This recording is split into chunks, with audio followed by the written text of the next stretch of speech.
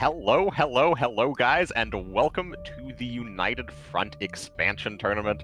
This is the top 8. Today we will be streaming all 4 of our quarterfinals, so we'll be seeing all 4 of those matches, and then tomorrow show back up at the same time to watch the semifinals and finals. So, Thanatron, welcome to the show. What have we got here today? What are you looking forward to? Thank you. Stoked to be here. Stoked for another event. Feels like it has been a while. There is some new stuff. There is some weird new stuff. There is some new stuff that seems broken as heck. And I can't wait to see it line up against some other stuff that feels broken as heck. There's some French cards now that are for some reason aggro and in your face as heck. I'm excited. Yeah, we've seen, as you can see down in the corner here, United Front is the most recent expansion, and that's the new cards since last time we've had a big tournament here. And definitely our players are bringing out those new cards in spades, particularly the French cards, but there's definitely a couple of those new Finnish cards in there as well. But speaking of our players, let's take a look at our bracket to see who is in the top 8 here, competing for first place. At the top of the bracket, we have Radish versus Top Chef, and that will be the first game that Thanatron and I will be covering here shortly. Below that, we have Cerno versus Tesm, also known as Mowdy. Does some streaming, so you might know him as Mowdy. Then below that, we have Nuff versus Tweed Cargo. Tweed Cargo and Nuff, definitely not their first time in the rodeo. And then below that, we have Sai versus Ephonix. So that's going to be another great matchup down there. Sai's definitely been in and around tournaments for a long time. I'm excited to see what they are cooking. But let's focus in on that top matchup, Radish versus Top Chef, and let's learn a bit more about these players and see what decks they have here today. So we've got Radish. We've got Radish coming in at 988 total matches. We've got 683 wins. Really nice win rate. A 5-0 perfect Swiss record. You love to see that. You do, if you're Radish, hate to see a Top Chef coming. That's just going to be the nature of being a vegetable. But we will see what decks he has today. So the first one is this German France. If you've been on ladder, even the little bit of ladder that I have been on, you have seen this list. We have seen the new block able to generate some draw, and this new tank, this 3-cost name that I will butcher, the Sommelier, is just a menace, providing op cost reduction on the first unit that is played when it is on the board. And some hefty strength as well. Really, really nice card that is really providing France with a lot of oomph to really help a aggro deck. And then a Phony War being brought as well, just able to generate a ton of card draw, get your hand back. No need for an Enigma when you have something as fat as a Phony War. And then moving on, we see that Jagro is back. We see it here with a Soviet variety. We have, sort of seen this before. This is actually maybe not a Jagro. This is going a much deeper, all the way to the Last Man, now that I take a much harder look at this. So a pretty interesting deck here by Radish, using some interesting new stuff as well, like exhaust all options and covert operation. Gonna be really fun to see that. Then we move on to a US French deck here, with Call to the Colonies, and some other new stuff as well. This is going to be what looks like a Throp deck, correct? It's hard to see the text here for me, unfortunately. But I do see some more machines, some Terribles, so we're definitely ramping. We're definitely using some stuff with some huge operation cost. And then lastly, we have a strong Soviet Italy control. We have seen this quite a bit as well. The Soviet elites now are just incredible. The new T-34 with its fight ability, its shock ability, and its, the 4th guards as well. Just a massive unit that can really turn the tides or have your opponent need to put out its removal pretty quickly. Some really nice stuff from Radish today. We'll see how he matches up against Top Chef.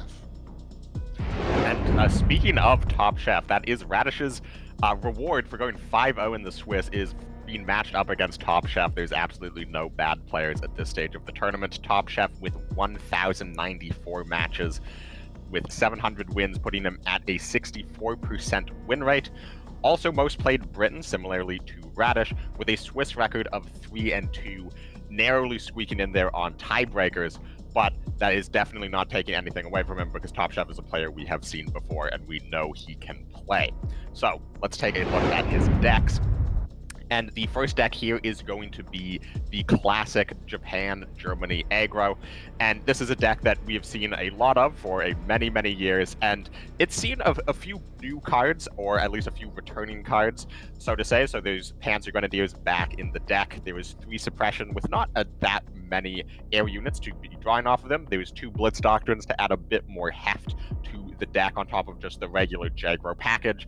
And then most interestingly, there is 2 copies of the 77th Regiment, which was recently buffed in the previous balance patch, and now that card has become an absolute monster, and it is helping Jagro become a bit more of a mid-range deck, or at least allowing people to build versions of Jagro that go a little bit slower, and that's what Top Chef is doing with this deck today. His second list here is the Soviet Italy, which is not that surprising. This is one of the most broad decks. It's one of the most popular decks on ladder, much to the chagrin of many a ladder player. And that is what he's doing here. He's got a bit more of the heavier end of the control package, coming in with a La Decima. But there's also definitely more than enough early game in here to control the more aggressive decks, particularly with the combination of Fiat, G50, and Claim the Skies, which is just able to get out so much board control and so much healing early on into the game. And that's going to allow cards like Front Formation to be your big win condition value generator against any of these control decks. So this is a very, very well-crafted deck. This is a very, very powerful deck. And honestly, wouldn't be that surprised to see these types of decks eating some bans throughout the tournament today. Then Top Chef's third deck, it's a German deck, but Top Chef is one of the 2 players to not bring Germany-France, but rather bring Germany-Finland. This is using some of the new Finnish cards here, and combining with the more control side of the German package to create a somewhat mid-range, somewhat discard-themed deck. And this is going to be utilizing a huge amount of discard cards with, of course, the German Wolf packs, the U375, but 3 Molotov Cocktail coming in from Finland.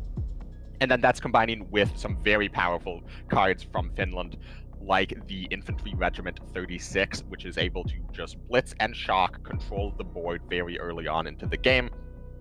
And this deck is absolutely powerful. However, there is a few question marks as to if this deck is powerful enough, in my mind at least, to take on some of the absolute behemoths like Soviet Italy and Germany, France. And last but not least, sticking with that Italian ally from the Soviet Italy deck, there is a US Italy ramp deck, and this is using quite a few of the same Italian cards here, but obviously in a ramp shell. So you've got the War Machines, you've got the Bomber Mafias and the Fire Bombs and the War Bonds, of course, all of those just big US cards being stuck in it. And there is a bit of a 4-attack theme, of course, using the 49th Infantry Regiment for healing from Italy, as well as Spring Offensive for some draw and potentially some credit gain back for that draw. And then to help with that 4-attack theme from the US, there's Top Chef is running a few cards that we don't typically see, like the Thunderbolt, as well as the Mustang, and the 7-cost US Spitfire, which is a card that I'm not sure I've seen in a tournament in several years, if ever. So definitely cooking here with a few anti-air cards, as well with the P-51 Mustang. We saw Radish, his opponent, actually bringing 2 copies of the 52K, so some anti-air tech cards being brought by both of our players here, but neither of them running an incredibly air-heavy decks here, so maybe they're targeting other things, but these are their lineups. Let's take a look at what their bans are. And both players banned Germany. This is, in my mind, not too surprising to see the Germany-France from Radish been banned because that is by far his most meta deck, the most standard deck, and definitely arguably one of the best decks in the game right now. What do you think about Radish banning Top Chef's Germany Finland discard? Yeah, that's super interesting. I wanted to see that deck play, so emotionally, I'm definitely disappointed. That is one of the more unique decks, I feel. So strange, I think that he would ban it among some of the I don't want to say more powerful decks, but maybe more conventional decks that Top Shelf brought. But Top Shelf maybe with one of the more unconventional lineups, right? Bringing a U.S. Italy deck, which is, I believe, the only one being brought today, as well as the Finland ally and his German deck. So a lot of direction that Top Shelf is seemingly going here. And here we are straight into game one. It's going to be Top Chef on his Jagro versus Radish on his Soviet Germany control. And I believe this is the first golden HQ of any cards tournament. Certainly any streamed cards tournament, making it this deep. And that means that all 39 cards of Radish's deck is gold. And this is it's a unique deck. It's not something that we see all of our players bring in Soviet Germany. And this is a deck that he did bring to Swiss round to go 5-0 with. So clearly he really likes this deck. He's created a full gold version of this deck. So that shows a degree of comfort that he most likely has on this deck, but he is under a lot of pressure pretty early here.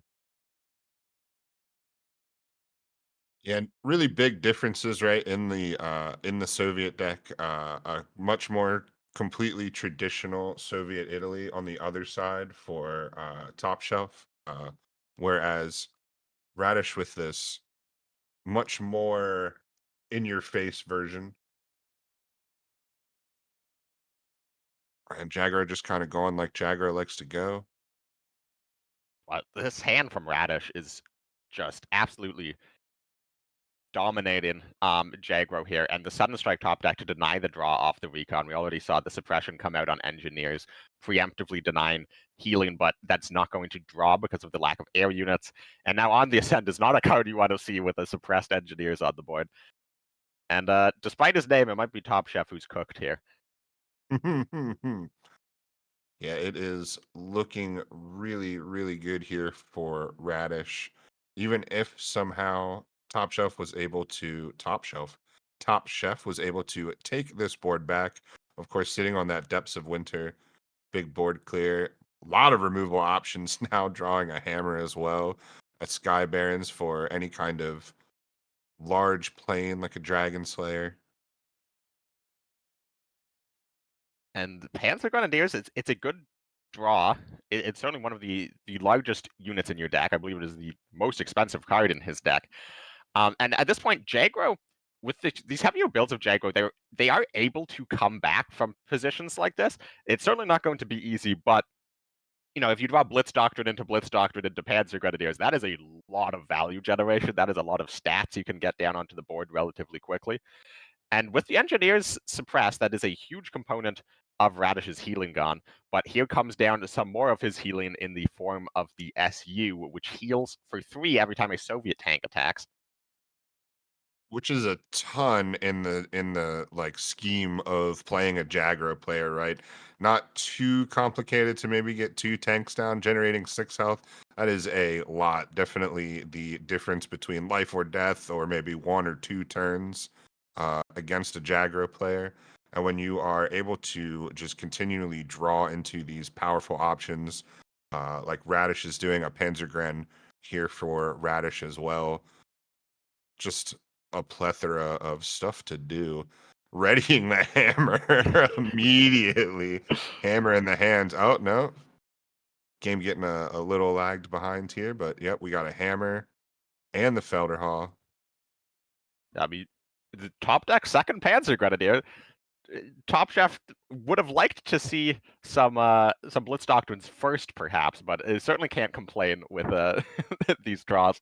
Unfortunately, it is not looking like it's going to be enough. Crossfire here is an option. A great crossfire. Yeah, would take out everything and allow, the health generation off of the classic Soviet boys. Now a 2-4. How do you feel that They have that just extra bit of board presence these days after being so useful with only 3 health for years. Well, 845th saw a lot of play at being a 2-3, and a 2-4 has seen even more play. So, you know, it's one of the more perplexing balance changes. But its Soviet control is definitely going to not complain about that one. And the rate of 845th scene play has definitely spiked since that change. At 2-4, it is so much easier to survive multiple attacks, as we saw it do for Radish in this situation, and allow the healing effect to trigger multiple times. And the third expansion draw might be time for Top Chef to throw in the towel. Yes, you could top deck Blitz Doctrine next turn, but your opponent's going to put you down on a 2-turn clock. So he throws in the towel, and Radish takes game 1 on his, what seems to be possibly his favorite deck, Soviet Germany Control. Yeah, super interesting start. The meta here, or like the decks brought for all these players, right? It's a really interesting state. We've got some hard aggro that is quite fast, especially with this new German France and some of the other variety of what is out there. But we also have the Soviet Italy Control just being huge, floating around, just a big, bulky, unwieldy deck. And then, of course, Throp, some ramp mechanics that are out and about right now, too. So there is certainly a lot of directions that you can take your lineup right now, which I believe, is going to lend itself to some really interesting games here today. We got a mountain gun, James. We sure do have a mountain gun. Did you catch which covert unit that was that the Radish just played down on the board? I did not. I was not fast enough to see it, so that's a little bit of intrigue for everybody, including us. So this is Radish's covert operations deck, which using the newly changed covert operations, the aforementioned covert operations, and this is a deck that I think is able to struggle, but this might be one of the matchups that he certainly was looking for here against Top Chef. Getting 3 covert units down onto the board, and if you're Top Chef, you are feeling a little bit uncomfortable. You're fine dealing with a Shogai regiment. You are a little worried about the separate BTN, which is exactly what that is, and that is going to survive as a 7-1 in the front line. Thankfully, Top Chef has already managed to heal 9 health. Yeah, what a start to this game. Going fast. These turns are blazing here. We have decisions being made. We have large units making impact. And at this point, if you're Top Chef, you just go for the firebomb. It's a 50-50 if you target the 77. But do you want to wager 7 health on a 50-50? No, I don't, but I mean, I suppose it's wagering when that's the right health. decision. Because if you firebomb well, either way, that was certainly the incorrect order for Top Chef there. By playing War Machine first, not getting the 4 random extra pings, which could very easily turn out to be relevant. And Radish is really playing the anti-spectator mode deck by covert operations, not even giving us a chance to see which of his covert units was just revealed in the back line. And a big Maki answered by a 52k immediately, an entire covert front line. This man is cooking. And at this point, I don't see a way for Top Chef to come back. If the unit that was pulled off of covert operations was a separate BTN, this game might literally just be over. Yeah, how about you guess what's in my front line, pal? How about you take some chances? And it's a Shogai, and that's just going to be 18 damage to the HQ with a 52k that can attack. That is a quick 2-0 lead for Radish here over Top Chef, showing that he was cooking with this Japan Soviet covert deck. That was incredible. I hope that we get to see that deck again. Not that I am rooting for anybody to win this set at all, but if Radish was to move on, my goodness, what a treat that was. just numbers on the board. To quote Pusha T, there was just buffs happening. Death being dealt. And they are getting into game 3 incredibly quickly here. Radish is saying, you know what, I want this to be over. I want this to be... Let's get on to the semis. And it is going to be a US mirror here, but very, very different US decks. Radish on the 3-operation US France deck, which is very, very popular today. It was not popular at all in the qualifiers, but 2 out of the 3 players who brought 3-operation or Throp qualified, and the other players who qualified took notice of that. They saw, you know what, that's a very high percentage. That deck might be cooking, and Radish decided to bring it here. But can it stand up to the sheer size of units that are going to be coming out here from Top Chef's USA Italy here, and particularly a lot of heavy air units, which Radish could struggle to deal with running a deck that is primarily infantry. Yeah, but a really good start as far as ramp for Radish, right? We start with the engineers right into some Terribles, right into some big units. So we are doing the dang thing. We are thropping. We are drawing cards. We are ramping. There is a huge credit disparity. We're making moves here. And like you mentioned when you said that they got into this game right away, this is a breakneck pace for this set. If you're Top Chef, you have to kill Le Terrible. Targeting the 17th, I want to say it's called, the engineer, but that's already done its job. Radish is at 12 credits. It doesn't really matter if he gains any more the credit slots, particularly at least. The second Le Terrible draw is found, and that is going to he doesn't actually necessarily need to play it this turn. He's going to go for it and picks up the victory march. Anyway, this is huge Vic march. I mean, the size of the units aren't that big, but just your opponent's still on 7 credit slots. Their deck is a little bit clunky here, not the most efficient thing in the world. And I mean, you just have to firebomb and pray. Oh, if you're going to go for depth charges, you have to play firebomb first. Oh, and Top Chef messing up this order again. Perhaps the nerves of the day getting to him. Perhaps the tilt from some of those previous games. Really, really rough to see, but that is twice now that Top Chef has misplayed the remaining credits structure of that card. Both times it could have not necessarily completely changed the game for him, but certainly put him in a better position. Look at this board now. It's a great Bomber Mafia, though. B25H, not really the pick you wanted to get. And this leaves so many units on board. I mean, it goes for the spring offensive, gets the double hit, just plays down a Thunderbolt, and Radish can veteran the Cyclone division if he wants to.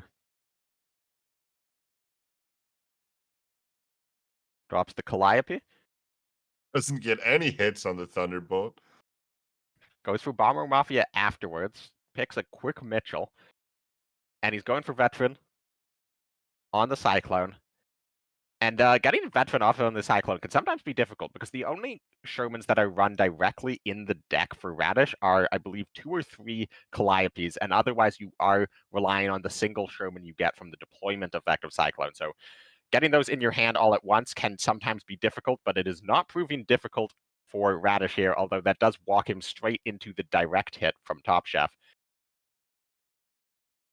Yeah, really nice, especially when you're milling night bombing. You're milling some of your your hefty removal to have that in the back of your pocket there. But thinking about which target he wants to firebomb here, in my mind it has to be the Calliope, right? You don't want that artillery just sitting around 2 credits a turn hitting the HQ or hitting a unit. It's certainly not the 1/1, but that's the unit that Top Chef goes for, and it kills the Calliope. So that anyway. the game bailing him out a little bit there, perhaps. Direct hit, and Mitchell will take out the Jasko here, and War Bonds. Radish continues to gain credits, but he's, there's actually the opportunity for Top Chef to turn things around a little bit here. The Mitchell is guarded, but the Le Terrible is not, if he wants to go for that. You do have the Spitfire follow-up to continue to block. Oh my goodness, what a good strategic bombing. You do wonder if perhaps Top Chef might do well to play a little slower. Radish has played the dang crap out of these decks, and you can tell. And he's, playing these decks that are maybe a little unique to him, maybe less reps for Top Chef as far as what he's played against. But he doesn't have to keep up with Radish's pace, right? There is no reason that just because your opponent is having such short turns that you also need to have such short turns. Yep. Could maybe do well to settle down a little. And this turn is just lethal for Radish. Goes for the Bomber Mafia, which I believe does not give him lethal. So that is a missed lethal here from Radish. But it does not really matter. Yeah, putting him down on one with all right, Calliope in hand. Attack of the Colonies. He's got a Machi. He's got an air defense, but there's not anything that's going to be getting this Michigan out of the front line. And that is going to be the surrender from Top Chef and a very quick 3-0 victory for Radish. Goodness. I mean, I was not expecting that based on the deck lists. Not just I wasn't expecting a quick games. Like some of those decks, I did not think were just going to be like sort of snappy games. Sometimes Throb is able to go deep into fatigue. But also just from a lineup perspective, I thought that, I favored Top Chef's decks. I didn't really believe in that covert operation deck. I didn't really believe in that build of Throp being particularly effective, but we saw just that US Italy might have been the weakest deck between the 8 decks that our players brought here. And, that was targeted twice and lost to 2 of the more out there decks from Radish. So, yeah. Any other remarks you have about that series? Radish has to be stoked, right? There's been plenty of times where I've had, anybody has had some great ideas. A comp player has, cooked hard and is excited to play something like that on stream. It's gone so well in ladder. Your idea that maybe some other people don't believe in, you have the data, you have the reps, it's gone great. And then maybe it just doesn't happen in the tournament, or it doesn't happen on stream or something like that. But man, Radish put together the recipe and executed it perfectly in front of all the world to see, and that is very, very cool. Very excited to see them go on to the next round. Yeah, and if you're Radish, you must be going into the semifinals tomorrow with so much confidence now. Like, after seeing all the deck lists, you might be thinking, like, oh man, maybe I cooked a little too hard. Maybe I didn't get the matchups I was wanting. But after 3-0'd Top Chef, and you again, off of a 5-0 last weekend in the Swiss round. That's true. That's a great point. We have yet to see Radish lose a single series here. And now, as you saw from the bracket, we have Nuff going up against Tweed Cargo. Yeah. Yes, we have Nuff versus Tweed Cargo as our third quarterfinals match. So why not jump straight into the players? So first up, we have Nuff, who has 700 matches, 4-1 Swiss record, an impressive 64% win rate. And unlike our previous players, a lot of most played Britain, Nuff is on the most played in Germany, which is more of what I expected. Obviously, there's been a lot of very powerful German decks to be grinding, particularly that Germany-France, at least in recent months. And favorite card is the Hornisse. Don't think we're going to be seeing Hornisse here today, but that is definitely a fun one. Let's take a look at Nuff's decks. So, Nuff, their first deck here is Britain. So it is a Britain-Germany air deck. We saw Asmtasm bring a Britain-Germany air deck, and that got banned. And this is just a deck that's all around very, very solid. I like what it's doing with the German ally cards here. It's doing something slightly different than air typically does. So obviously it's got the Swordfishes, it's got the Gladiators, it's got the close air supports, but with the German ally, it is bringing in, of course, these 4 suppressions. But it's also bringing in a Pack 40, a Crossfire, a Panzer 3J late, and these are just going to help you sort of clean up some forwards, get rid of some of the bigger, scarier buffed up units, and all around just sort of help the deck curve out to be a bit more mid-range rather than how we see AO typically just be an all-out, more aggressive deck based around those crucial one-drops. Now, Nuff's second deck is, of course, Japan, Germany aggro. We've seen a lot of it from this tournament, but everybody's doing their own slightly different thing, and for Nuff, that is going to be the two combined arms in Jaggro. We saw Asmtasm running some combined arms in his Germany-France. Nuff's decided to throw it here into Japan, and that's going to help him buff up some of these early game tanks, the Type 94s, the Type 92s, get these up buffed up quite early, but that does come at a cost, and one of those costs is only running a single copy of Suppression, so potentially more vulnerable to guards. And then on the top end of the deck, 2 Take Liberties, 1 Blitz Doctrine, no Panzer Grenadiers, so a much more aggressive, lower curved deck, but still with some more ability to sort of maybe not put in as much late game threats as some of the other builds or mid game threats, but is going to be able to stay up on hand size with 4 expansions and 2 Take Liberties. It's going to be able to get through this deck rather quickly. Now, Nuff's third deck is the much feared Germany-France. We've seen Germany banned by 3 of our players here, but Asmtasm was the one player to not have Germany banned and failed to win on the deck 3 times in a row. So is this deck all that? Nuff certainly thinks it is. And again, similar to the Jaggro decks, there's a lot of different single card differences between some of these Germany-France decks. Like we've seen the Phony War in there. Nuff's just saying no Phony War, no Cuirassier, no combined arms. Or actually, is running the combined arms that similar to Asmtasm, but again, not the Cuirassier. So a lot of these small differences here, and we'll see if that adds up to any meaningful changes in outcome. And then last but not least from Nuff, it is a Soviet Italy control deck. This one leaning much more heavily into the air focus. We've seen some of our players playing with sort of the mechanized and SUs, a bit of a tank focus. Nuff not running any of that, but leaning even more heavily into the air cards, running a Yak 9 PL and running the just straight up Yak 9 from Soviets. And this is going to make the Claim the Skies a bit more consistent in being able to be played more quickly. So we'll see if that helps him out here. And of course, again, running a single copy of that Dechima on the top end, a bit more heavy than we've seen certain other versions. And even a copy of the 4K Fiat G55, which is the 4/4 fighter that comes down as a 6/6 if you have a health advantage over your opponent, or a big enough health advantage over your opponent. So some interesting cards from Nuff, and importantly, Nuff is the only player here today to have not brought USA, so we'll see if that works out for him against his opponent. All right, and his opponent is Tweed Cargo, no stranger to the big show. An impressive 1,000 matches with a really, really nice 70% win rate. Only 3-2 in the Swiss, but you know the Swiss is packed full of killers, so no shame there. You just got to get to today, and he certainly did. Let's take a look at what they're wielding. So the first deck we have here is that Throp list that we have seen so much of so far.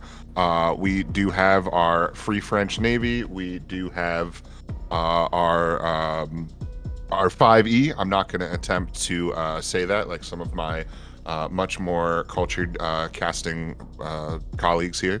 But we have seen this deck be brought by some, not brought by all, and has been certainly a very interesting choice here, whether or not to take this. Of course, using the Terribles for that extra bit of ramp and all of those 3-op units.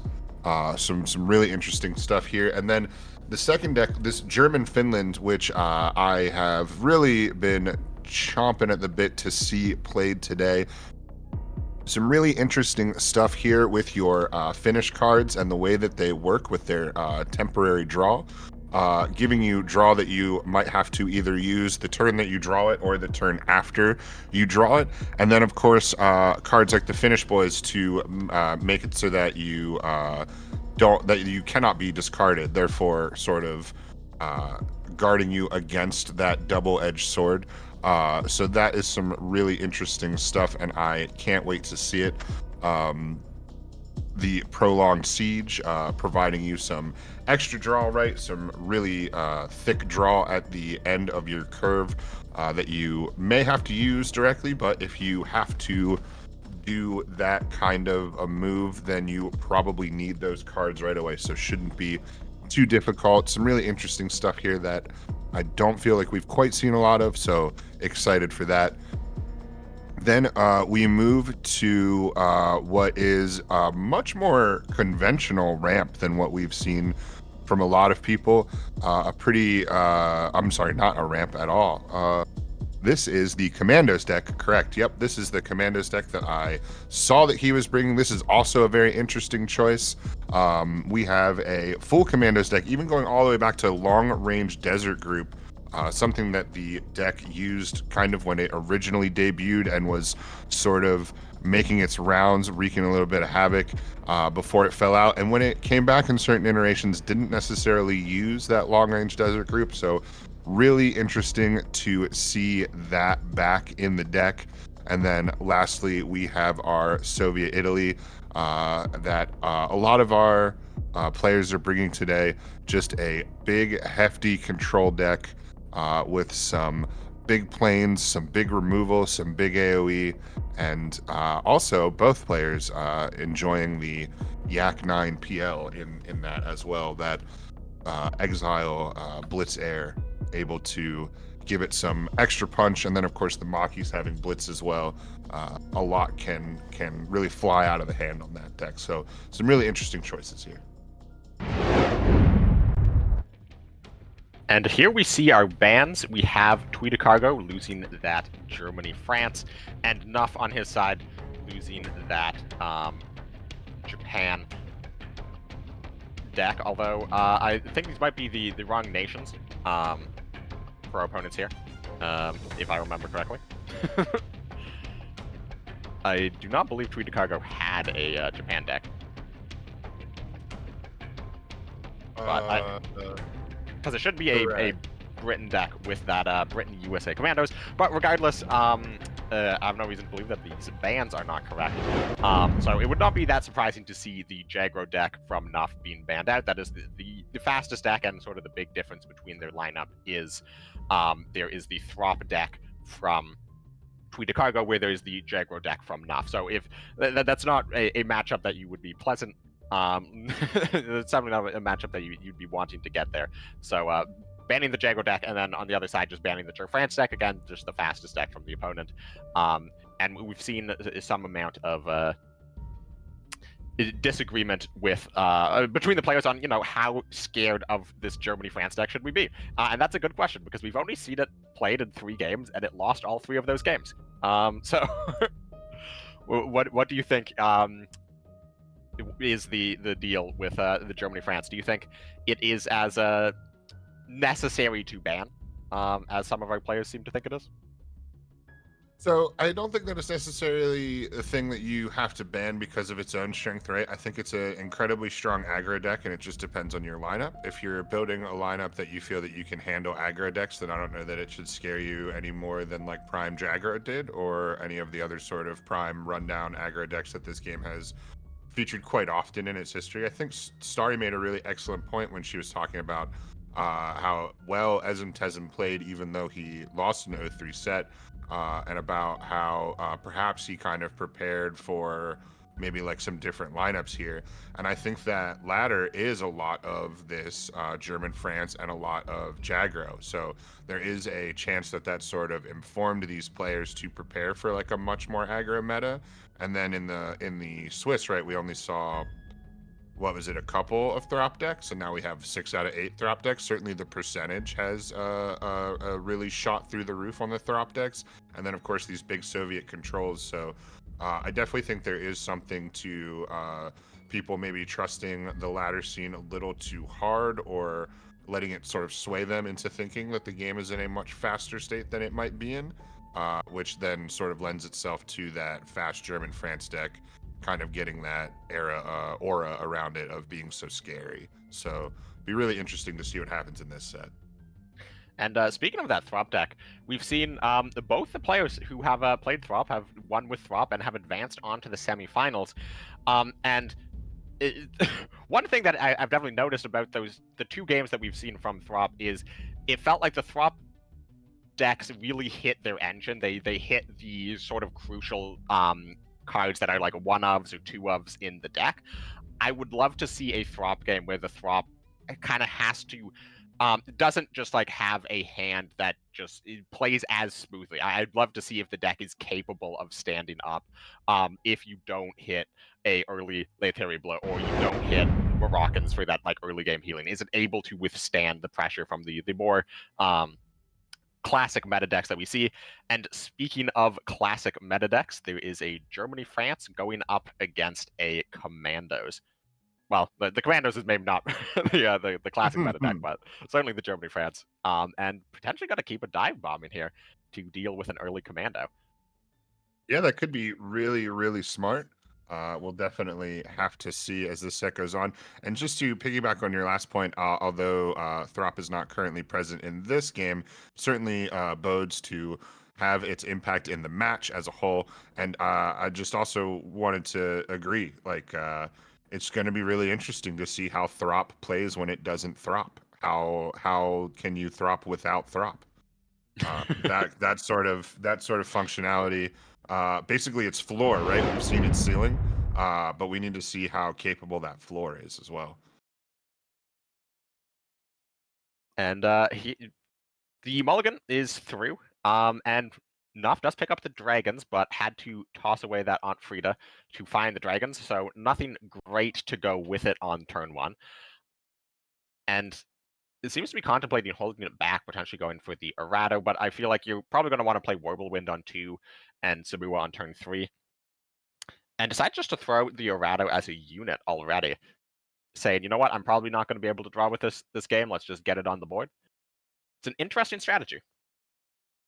Definitely. We don't see any commandos in Tweed's hand, right? But at some point, the commandos are a random ping deck. So if you have all these, kind of smaller units with 2 or 3 health, as we see the Wirblewind maybe about to come down as well, throwing out that big field of ping takers, so to speak, can kind of help you. If you're able to spread that field out, then the random damage should get spread out, which should maybe allow you a couple extra actions on some of these smaller units. And Tweed Cargo, he has the Commander Raid in his hand, but since the nerf to 5 credits, can't play it yet, decides to drop the Rangers already. And this is a risky move, because it's certainly going to save you credits on the following turns, but you really like to be able to play Commando Raid and then drop down the Rangers and pop off, because the Rangers is going to increase all of those Commando pings from 1 to 2, which is very important if you look at this board, because all of Nuff's units have 2 health, and there's another Dragons picked up, so that's going to be another 2 health unit on the board, most likely. Yeah, super, super interesting here. And that kind of gives commandos that second barrel, as it were. If long range desert group is the first barrel of your double barrel, you kind of have this one in the back pocket as well. But I think we've all seen a commandos deck win without really finding either, just finding enough commandos and enough orders to keep cycling draw and keep pinging. So not necessarily an instant loss, but yeah, Tweed's got to be sad to see that go. But that does mean the German research is out of the hand, so these commandos are going to be able to stick around a little bit easily. That dive bomb from the opening hand already being played before it's even Nuff's turn. It's going to come out here and take out one of these commandos, and man, going down to 1 commando on this board feels very bad, because suddenly your odds of killing things have just dropped drastically. And there's that convoy for Tweed Cargo, but the rest of the hand can stall. But the issue with Germany-France is if you give Germany-France a couple turns where you're doing nothing, Germany-France is going to throw down some huge units. Yeah, and we're already absolutely. seeing that. The Sabua 4 health and heavy armor. Heavy armor is probably not going to be too relevant, but that's going to allow a 4-4 block, a 3-4 Warble, or a 5-5 Panzer J late. Nuff kept that dive bombing like bug spray as soon as he saw one of those. As soon as he saw one of those commandos come out like a roach, just ready with the raid. Please get that out of here. I will not be looking at that. The Crusader pickup from Tweed Cargo, it does let him get a unit onto board rather than going for convoy, while still getting to draw 2 cards. The Baker Street Irregulars pickup is actually huge. It gives another draw off of the Crusader and lets him develop 2 units that can potentially help deal with these boards. Picks the 10th Parachute, draws Commando off of the Crusader, and picks a Delaying Tactics. And chooses to drop the Parachute rather than going for another draw or taking out one of these dragons. Which is definitely interesting in its own right. You'd think here that Nuff might even sink all 3 trades into that draw engine. Certainly with, or yeah, okay, obviously that's a much cleaner trade. But either way, my point being that certainly that wasn't going to live, and that needed to be taken out. The threat assessment of the Commando's draw engine has got to be the highest. And there are no bomber mafias or carpet bombs for Tweed Cargo. There's just the one wave after wave. So Nuff probably evaluating here, how much do I want to commit to this board? The odds he has the wave after wave, relatively low. He hasn't gone too deep into his deck, but at the same time, if he does have it, yeah, it's a very small hand all of a sudden. Yeah, really, really crucial point in this match right here. Enemy contact can be helpful here. Delaying tactics. Is this the turn for delaying tactics to get 2 bounces? Yep. Another ping on the Sabua, down to a 1 health now.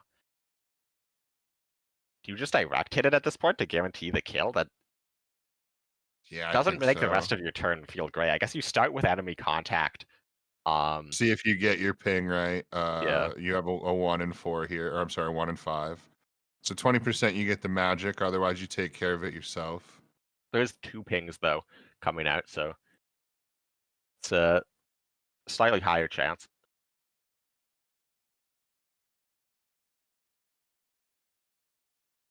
Goes for it, picks up another direct hit. Doesn't get the ping, but with a second direct hit, you feel more comfortable playing it. And here's a combined arms. That's going to be able to make a 5/6 Whirlwind.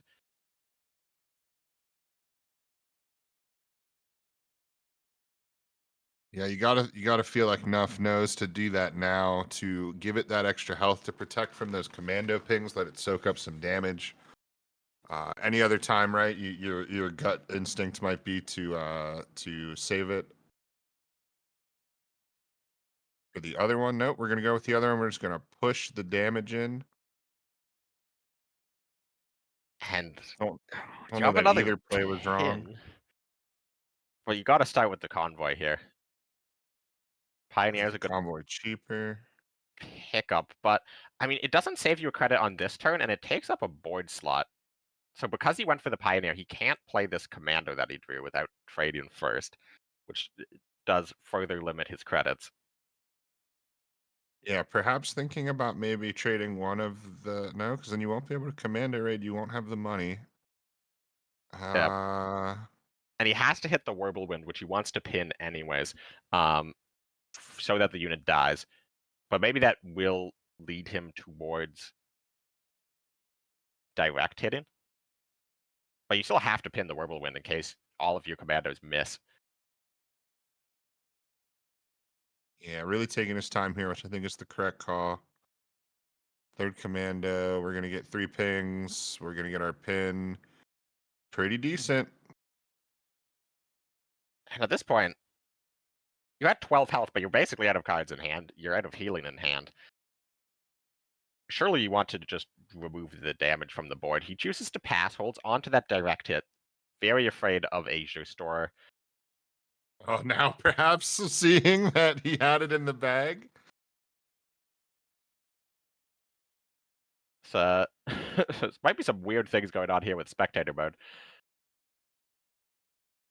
Was that direct hit played or not? Apparently not. Okay. Apparently not. And this is the power of Germany France is just it never runs out of cards. Like, Nuff's hand was small, but the block draws the block draws into the 22nd, which draws, and that finds a Blitz Doctrine, which is going to get him 2 more cards into his hand. Pretty capable of a really nice turn here, right? There's a lot of 1 health units on the board, and he's going to get a lot of pings. So there is a chance here that he is going to sort of have a decent turn here and feel good about it. But then Nuff is just going to, as you said, come right back with all sorts of goodies. And it's just going to set up another board very quickly for these commandos to deal with. And this time it's going to be one that's much thicker. However, Crusader pickup, Commandos is able to burn out their opponents deceptively fast, and Tweed is most likely going to remove this Whirlwind, push up a Commando, and play Night Raid. So that's going to be 4 Commandos, and 1 will be in the front lines, which will be relatively easy to get rid of. But that is going to leave him with 3 Commandos and a Crusader in hand. And, that can end the game very, very fast. Doesn't matter if Nuff, gets a mouse or get some big tanks. If half of your shots are hitting the HQ, and there's a lot of shots being fired, you can die pretty fast. All right, and we see it. We see the full play here at the end. Wave after wave could be a really nice pickup. The combined arms, interesting as well. This turn does actually lose him out on a Commando. But he picks up the only copy of Wave and gets the combined arms, which he can play on his Crusader. But if the Crusader gets traded out this turn, which almost certainly will, that means combined arms is not going to have a target. Yeah, and the rest of the deck, correct? Yeah, and that's not what you want if you're Tweed. You can't even spend it on nothing for the pings in that case.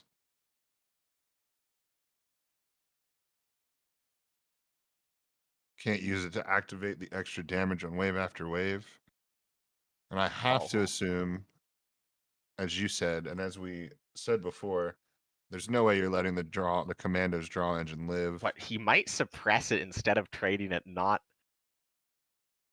How does it anyway? Nope. Suppresses the Commando. Strong choice. Tweed getting some good draws here. Able to refill his hand, gets a bunch more healing. However, he's only down to 1 functional Commando, so his hand has run out of... He's run out of great stuff to do. So you might just... I mean, both Crusaders are gone. You kind of have to go for Radar and play it this turn. I think you need to find... Certainly low on juice.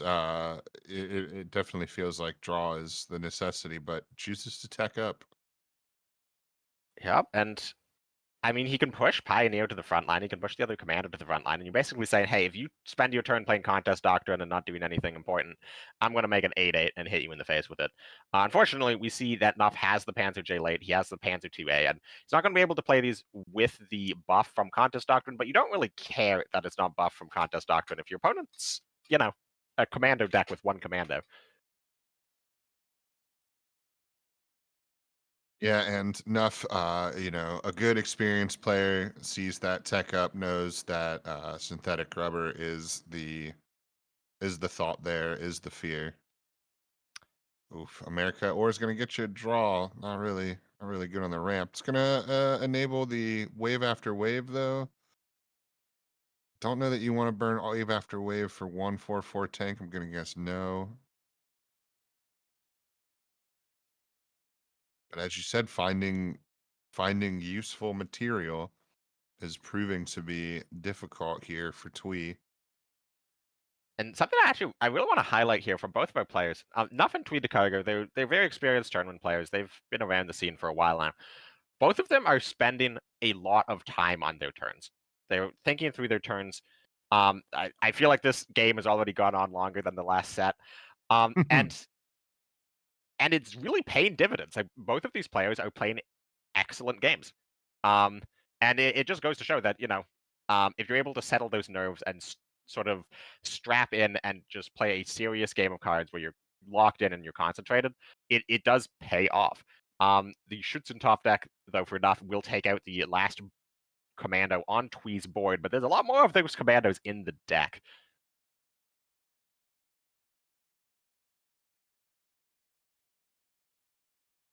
And I like this play from Nuff, choosing, instead of going for the contest doctrine, getting down the 35T in the 22nd, putting some pressure on the HQ, getting an extra draw in here while you can, and Tweed is almost certainly going to drop a wave after wave this turn without a commando raid pickup. And you don't even have to play another order first. You can just simply play wave for the 2 damage. A very expensive, worse desperate measures. Absolutely. But when you're starting to draw sort of this, some of these things that you maybe wanted to see in the beginning, cup of tea is a really rough thing to pick up after you've already seen a lot of your commandos go down. But as you said, I would like, or I'm not, I would like, but like having Monty here, it is going to allow him to delay this game maybe a little further after this turn, after he clears his board. He did go for the 4 damage version, even though it wasn't necessary, which I appreciate. And the one thing is, I feel like Tweed would have just been so much better served by a radar. I don't think the synthetic rubber is going to be doing anything. And I just think he'd much rather have a different card in hand and 4 extra health than he would have like the synthetic rubber in his hand. Synthetic rubber is not going to be doing a whole lot in a commandos deck. We down to 12 cards as well in deck, so really searching for any way to do any damage. War Machine not going to be an avenue to success here for him. There's 2 commando raids and a long range desert group in that deck. So if he can get there, he has the cards left in the deck to be able to win this game, but he really needed to pick it up this turn. Because you can pin things down for a turn, but there's a Panzer Grenadiers in the hand, and you're just not going to be able to have the tools to unlock everything next turn. Because you need to pick up a commando raid and a long-range desert group. And you're not going to have the credits to draw 2 cards and also play 2 5-cost cards. I mean, technically you can with Convoy into both of them, but then you're not going to be getting enough pings to remove everything to stop yourself from just dying.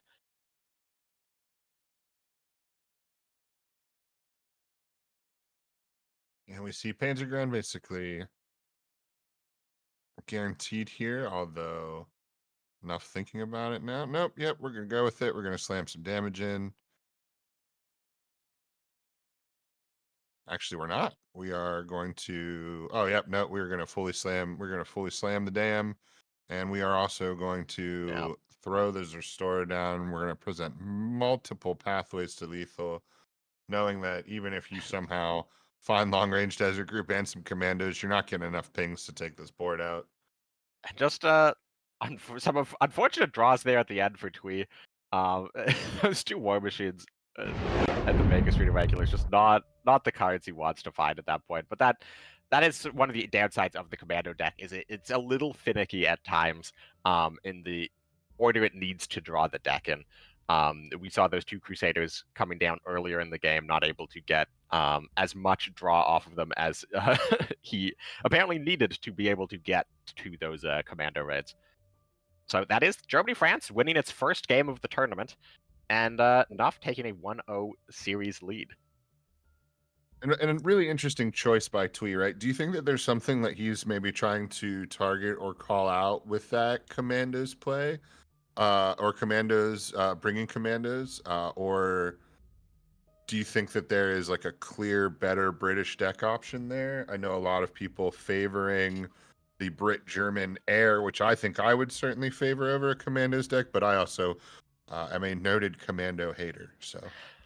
I think the idea with commandos is that it's a deck not a lot of people are going to be expecting, and it's a deck not a lot of people are going to be experienced against. So you're just trying to get people out of their comfort zone. I think it's a perfectly fine deck. Obviously, Tweed has brought it to this top 8, and Tweed is an experienced player, so he knows what he's doing with his deck, and it's capable of getting wins. I think it's really good at shutting down aggro, just because if you can stick a couple of commandos, you're just going to be doing so much every turn. But I think it definitely has some weak matchups. And I definitely think that perhaps you might be better served as just overall win rate if you bring a deck like Brit Soviet Air or Brit Germany Air. And we'll see if Tweed regrets that, but not in this game, because this game is going to be Soviet Italy going up against Throp. And we already see the research and mass deployment in the hand of Tweed. Probably not going to be keeping those cards. But those are definitely some of the late game bombs that can be very useful in this particular matchup. Yeah, really nice to see mass deployment back. Really fun card that never really made the splash that maybe we wanted it to make, or that it could make. So really interesting to see that. I'm quite sure, right, that out of our six out of our 8 Throp decks, that not all of them are bringing that. Would be a little interesting to see how many people brought mass deployment at the high end of their Throp deck. Yeah, I think it was, I believe both players brought mass deployment. Both of the players from Swiss Rad brought mass deployment, but definitely some of the players who have adopted onto the deck have cut that one, but kept the Cyclone divisions. And here we see Nuff finds that front formation, finds some 2-drops. This is, if you're a Soviet Italy into a control deck, this is kind of what you want. You know you're going to be wanting to play front formation on turn 2, or not on turn 2, on turn 9. And everything else in your hand, as long as you're not going to like fall super far behind on board, it doesn't really matter, because you want that front formation on curve and get those T-34s rolling as quickly as possible. Yeah, a tank a turn is wild. Nothing to sneeze at, and has really shaped the top end of sort of all Soviet control since it's made its impact. Big dagger strikes early. That's, nice and convenient, but he's going to replace his lost unit with an even fatter Michigan. BM here is actually a pretty good card. We're just starting to be able to chunk away at Tweed's massive unit health. Because otherwise, there's not a claim the skies target. Fiat just dies if you play claim the skies.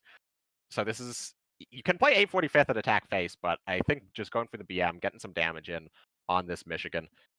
And I've played a lot of Soviet control into Throp, and there's sort of 2 main ways you're trying to win.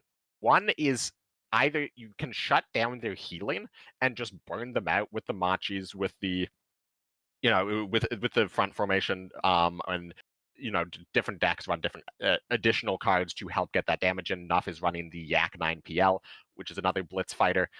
And you can just sort of race them down. Like, they're playing these huge infantries every turn, and you just race them down with your air units if you're able to disable the healing. Sometimes you can't disable the healing, and they heal up to 50 health. And in those games, those are the ones where you're going to try to essentially just outvalue them, use cards like Front Formation, get value trades, and just play a very, very long game. So it's one of the 2 directions you can go with. And, they have strengths and weaknesses here. And so far, taking out the early Moroccans, not getting in any damage, but Nuff is actually very well positioned to be able to try for either strategy, depending on how the next few turns play out.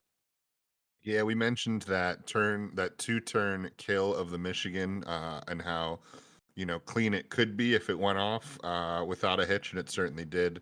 Able to find the 2, 4, and 6 damage and in those 3 pieces, very clean with the artillery, and of course that small Fiat, no worries trading that, getting a little bit of health off it as well. And now we've got a nice little board, but looking at the Cyclones, If you're Nuff, the reason you're thinking about not hitting this or pushing the 845th is that you're worried that your opponent's going to be able to trigger the veteran on Cyclone next turn. And that is a valid worry, so he is going to push up the 845th, try to get some 8 healing, rather than going for this attack with the artillery. But we do see from Tweed does not have any of those Calliopes necessary to trigger the veteran on this. yeah, and also takes away the Sherman draw. However, that is not necessarily the biggest concern for Twee, as he's got quite a few ways to generate some cards here, including some Bomber Mafias that are going to be present very soon. And just take a little bit of ramp and get ready for the future. And Nuff finally able to play these claim guys. There's finally units that can be destroyed. But this Grenadier is a bit tricky. Not a lot of people play this card, and a lot of people forget how it works. It's if any of Nuff's units damage any of Tweed Cargo's units that are not the Grenadiers, Nuff's units will die. So Nuff has to play Bloody Sickle, claim this guys on the Grenadier first, just to get it off the board, and then is capable of actually trading down the Cyclone if he wants. Can even throw in the other claim this guys if he really wants to get rid of this Engineers. Yeah, might not be a bad idea. But already at 9, only ramped out ahead twice. Perhaps not too worried about it. Yeah, you'd love to hold on to it because you have the second yak in hand. So you would love to just be able to... oh, and he chooses to go face. He says, you know what? I've killed the Moroccans, and your Cyclone is a big dumb guy. I'm just going to go send it into the HQ. He has the front formation. He has the attack in the colonies, which is 3 damage. And Tweed needs to win this 50-50, misses, and it's not lethal this turn. Actually, a third claim this guy's top deck would have been lethal there. But I suspect that we're going to see Nuff continue to put that damage into the HQ, drop down another yak, and say, what do you got? And what Tweed has is a second Cyclone division, which is going to be doing nothing. A Sherman that does nothing, a Bomber Mafia, which it can clear up the board. And like you said, that Soviet control, definitely a control deck, but one of its means of winning, definitely taking place here, just thundering down as Throp really is just drawing big and slow and useless in this context, unfortunately, items. Yep, Nuff will have a 3 top decks for lethal. None of them will be drawn off of either of these yaks. But if he's able to find second attack of the colonies or either of his 2 machis, that will be enough to close the game out this turn. And then, of course, there are some other good draws in there. Winter Offensive is a 4th card, and that one is a Soviet card, and he finds it off the yak and takes a 2-0 lead in the series. We've seen a lot of 2-0 leads, and all of them have transitioned into a 3-0 series win. But that will require enough to win with this Britain-German air deck. Yeah, really fast sets here today, almost like a Jagro meta, even when the decks aren't Jagro as well. I'm sorry, not Jagro, aggro. Just really, really speedy gameplay here today. And this is quite different than my experience on ladder, because I've been on that Soviet control grind, and we see a lot of Soviet control in this tournament, but we have yet to see a Soviet control versus a Soviet control, and those games can go for a long time. So let's knock on wood, because it's very possible that we could one of these days get into a long game. But here is going to be air versus Tweed Cargo now on the Soviet control. And that is that is the hand that I feel like I get every time I try to play Soviet Italy. With 2 claim the skies, no fiats, just feeling like a bit of a chump. And a Fiat is going to be such a huge draw for Twee. Obviously, playing an air deck, being able to put down a fighter is huge. Being able to buff that fighter is huge. Being able to use that buff for removal of one of their other planes while buffing your fighter is huge. So you got to think if this is going to stand up to this fast air barrage, as we are already seeing close air supports come out, that he is going to have to find one of those Fiats. Putting BM down with nothing else, not even able to use Blitz, that feels... It feels so bad. Like, you essentially just play this as 3 credits, heal 2 health. You get your opponent to attack it. I think I would have rather played the Sickle on the Errato, because if your opponent doesn't actually remove this, you can't do anything. Picks up a second Sickle, that is going to let him take out this Errato. However, And it's at the cost of a lot of his health. He's going to go down to 12 now, with a 3-5 still on the board. Auto the Connie's very helpful. Third sickle could be helpful. This is certainly getting dangerous. However, Nuff's almost out of units, and that's the 4th CAS. And the benefit of CAS is it's a 1 credit that can buff 3 units, but that requires you to have 3 units. We don't see the options from Nuff, but he's definitely looking for an errata here.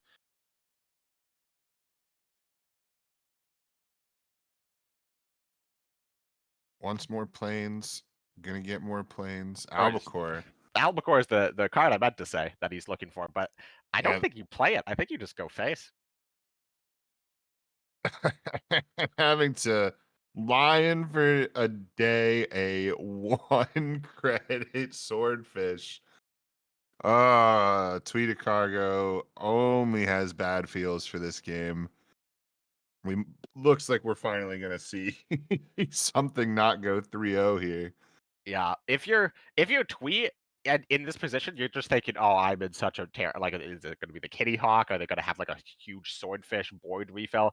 But seeing just Sincerely Yours float a credit, you're suddenly feeling like you're back in the driver's seat. Machi on the board to claim the skies in hand.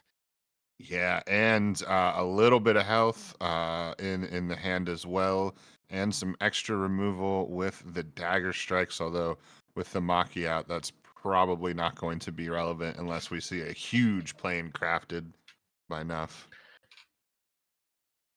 And good positioning from Tweed to play around this Monty. Nuff can still pin both units if he wants, but he's not doing a whole lot of anything in the process if that's what he goes for. And pinning the Machi will not stop Claim the Skies from being able to still take out this Restorer. This is shaping up already to be a huge turn for Twee. We might have spoke too soon. Perhaps the 3-0 is not out of the realm here. And maybe thinking of attacking the colonies just for the health.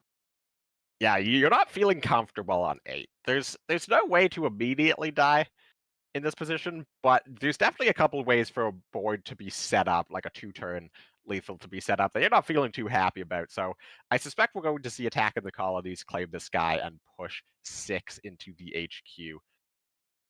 Is there any like school of thought here for saving the claim the skies using the attack in the colonies and the sickle to maybe take out this Restorer, craft your 4 damage that way?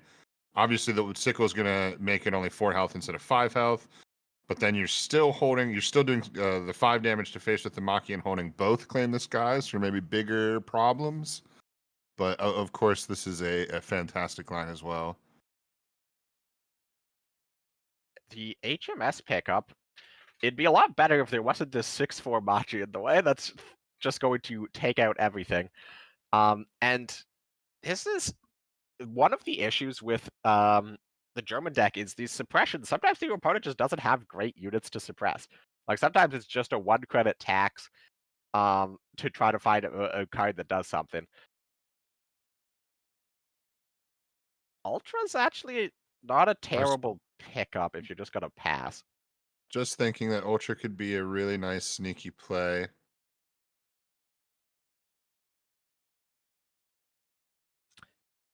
Perhaps forgetting the Machi was in the way of these bombers, or maybe just wanting to get the draws on the suppressed out with these extra credits. Goes for this line, and Twee probably not going to be slamming that winter offensive like we saw Nuff do last time, but he is still actually able to take out both of these units with the second Claim the Skies and the sickle. Oh, beautiful draw. Just finding what you need when you need it. Gonna bring that health total to a much more respectable 17. Suddenly we aren't really scared. Even some draw options. Holding on to that by the sword. However, Kitty Hawk Sexton's going to be coming out. And with this, Machi's still sticking on the board. Dagger Strikes is not active for the destruction aspect, and now you might actually have to play Winter Offensive. You don't feel great about it. There's a few options though this turn. Definitely not locked into that. Goes for the Buy the Sword, but does not find two great cards. Claim the Skies can take out the Sexton. And Yeah, gets... which at this point seems like the obvious necessary play here. However, that's both Buy the Swords gone from Twee, and Nuff still has a lot of draw left in his deck. So Twee actually could theoretically run out of cards. Obviously, there is this front formation in the hand, but you know, this game is still anyone's game, especially with Ultra in the hand of Nuff, which could prove to be a very brutal card for Twee to try to get around. Yeah, they're basically only high impact orders in Twee's hand, some expensive and some cheap, but all of them, you know, feeling terrible to see any of them getting ultra'd. And looks like Nuff is going to get the shock on the Panzer J late. This does waste a cast buff. However, you're pretty fine with it. You're going to be dropping Twee down to 13, but Twee is going to be able to immediately heal back up to 21. So health is okay. Make that 25. And you can also Dagger Strikes the Kitty Hawk after trading out, and you get the Fiat down. However, suddenly, Wellington face Ultra. Not an amazing play, especially if you're Nuff, because if you're Nuff, you don't know the two cards in Twee's hand. So you're thinking, oh, my opponent might have another Machi, they might have some 9 PLs, they might have like a 9/9 infantry. You have no idea what's going on here. But we see Twee's hand, and if this is just a Wellington hold Ultra, and that's what we are going to see. Huge. Oh, Lord. It's only... Twee's not going to pass 11. Oh, but the second Dagger Strike top deck is actually pretty good, because now you're not locked in to an 8 or 9. Like an 845th. Then you're like really thinking about what to do there. Dagger Strikes gives you a lesser impact option. But honestly, maybe you slam Winter Offensive, because you're like, I'd kind of rather not take 4.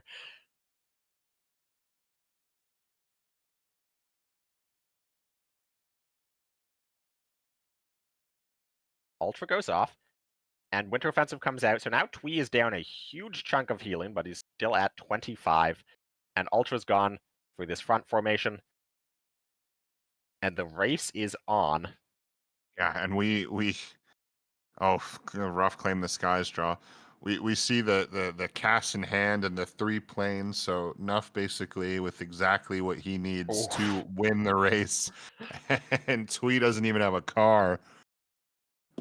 Both players top decking the worst cards in their hand or in their deck in these positions. Now Twee's okay, 4th Sickle.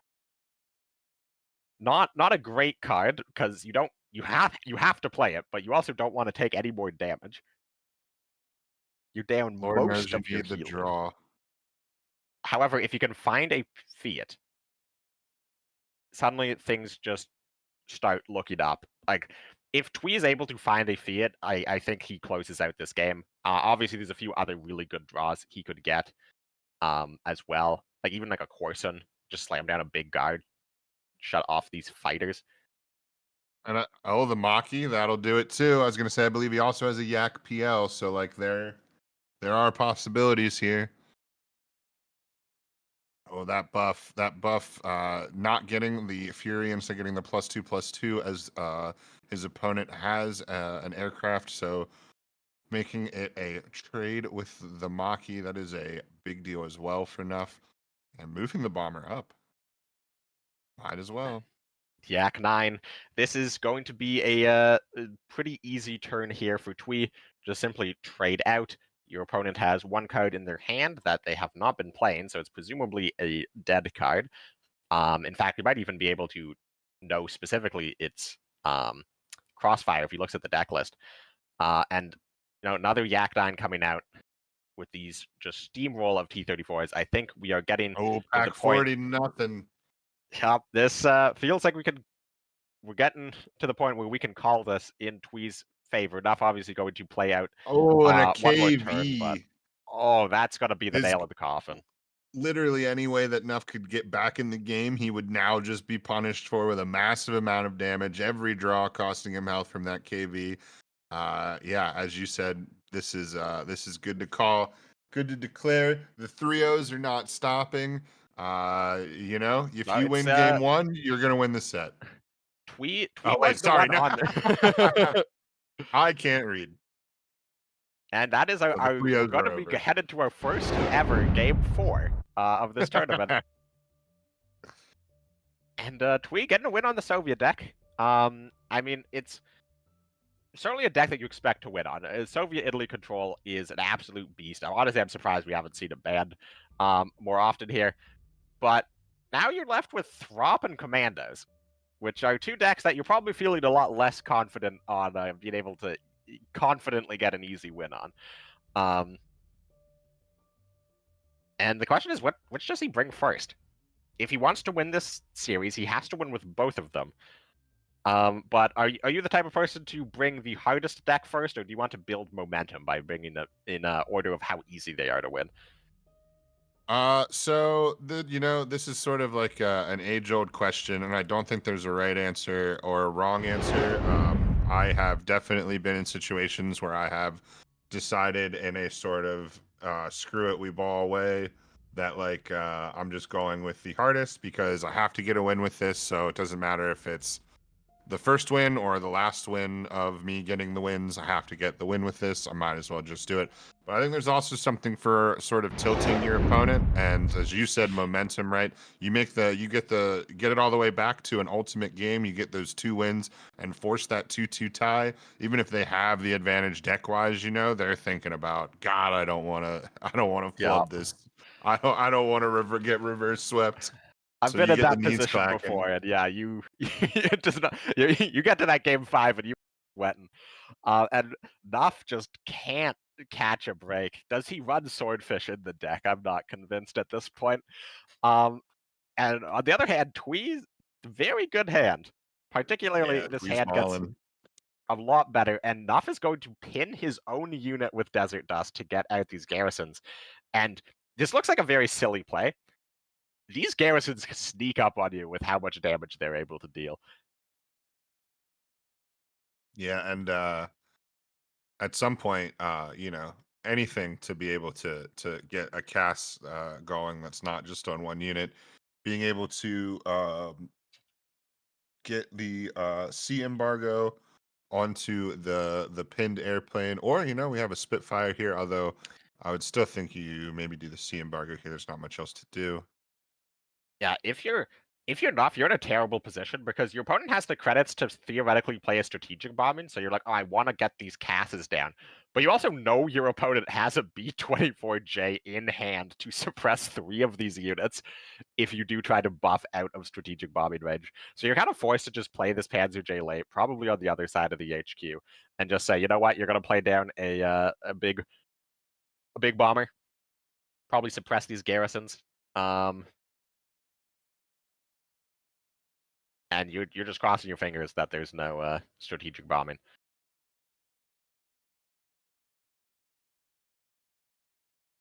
Going for a different line, pushes up.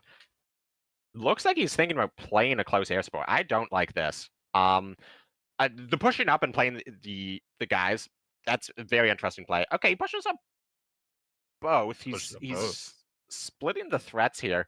And actually I take it back. I think Nuff has found an excellent line here where, I mean, it does kind of get negated by the fact that there is this Jasko in hand, which is just going to stop the garrisons from pinging anything. But it makes B-24J a lot harder to go for here.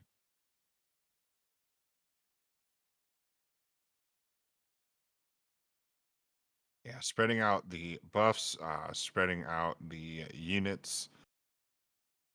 Both of them useful in that situation to try to negate as much of that And suppress as he can. he's thinking about whether or not he wants to play guard the Le Terrible or play around Monty from pinning 3 units. Decides to play around Monty. I'm not sure you're too worried about Monty pinning both of these units. Like, were you planning on attacking with them? With I was 3 gonna off? say it's both of them Throp cards that cost an arm and a leg to attack with, and them having to attack into your guard as well. Not too concerned, especially the garrison's not concerned with the Jasco out. So I would agree that that is I feel like this not just gives your correct. opponent too easy of a trade into Le Terrible. And Sea Embargo, Nuff now finding all of the 1-drops, and when he wants the suppressions, he finds the close air supports when he wants the 1-drops, he finds the 1-drops when he wants the suppressions, and he finds the suppressions when he wants the close air supports.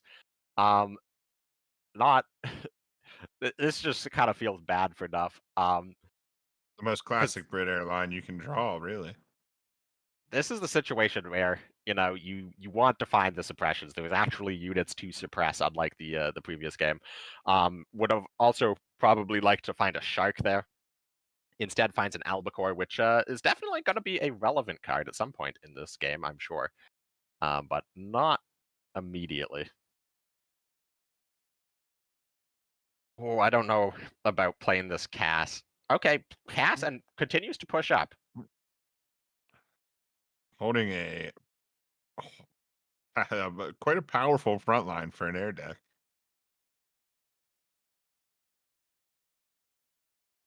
Choosing to suppress the bomber. And this is definitely the play. You're just trying to get as much value out of these units. Jasco is completely negating these garrisons. They're just sticking around, doing a whole lot of nothing. And research, not... I mean, if you had like 10 credits, research would be really good here. Unfortunately, you have 6.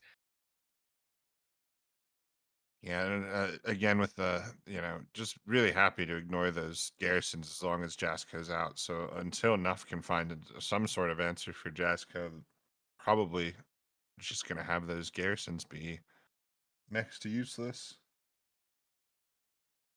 He's going for the radar. Air landing brigade would be a lot better if this guy didn't have heavy armor, and also he only has 3 credits now because he had to play the research. I mean, you can still play it and to get 3 damage in onto the guard. Yeah, still might be the best play, but perhaps trying to go a little wider, getting the gladiator out and making that better for next turn. Oh, and he's just playing right into Bomber Mafia. And this isn't incorrect from Nuff. Like, obviously, he gets punished by Bomber Mafia very hard, and we see Bomber Mafia in the hand of Tweed Cargo. But this isn't Nuff forgetting Bomber Mafia was a card or that his opponent had the credits for it. This is Nuff being in a position where, you know what, my hand sucks. My opponent has a very scary board. They have card advantage as well. I need to play in a way that's going to get me an advantage. And one of those ways is play like they don't have a board clear in hand. And unfortunately for Nuff, they do, and it looks like we are going to be headed to a Game 5. Maybe not shortly, because Tweed has a lot of work to close out the game, but he is not really in any risk of not winning this game. It's very difficult to imagine. Taking Banshee instead of the big Blitz Bomber, also a really interesting choice. Probably thinking with the advantage that he has in this game, and can sort of just quietly close it out if he doesn't fumble the ball here, that Banshee just provides some really nice targeted removal on a big plane.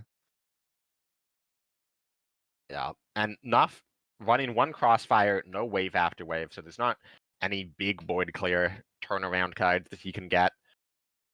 And I mean, he's played 2 close air supports, I believe, and a Sea Embargo, so he's down a decent chunk of his buff cards. So even if he's able to do like a 0-cost Wellington, Nature Best Illustrious, Cass, it just walks into the second B24J.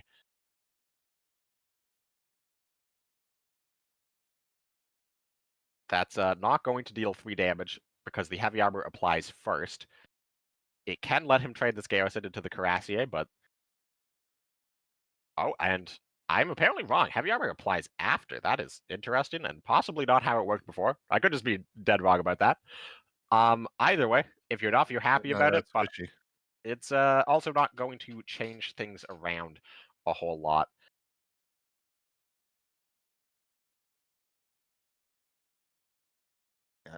Call to the Colonies, providing even more draw There's plenty of options here for Twee. Yeah, you can Banshee take out this. I mean, really, you could take out any of the units in the support line. And then you have the credits to trade out another 2 units. So you can just remove 3 units here very easily, leave a 0-1 garrison that does nothing, and probably, I guess, the infantry, unless you're worried about HMS Illustrious. In which case, you could leave the Gladiator. And what he banshees here could be interesting as well, because as long as Air Landing Brigade is outright, technically the Swordfish does more damage than the Kitty Hawk.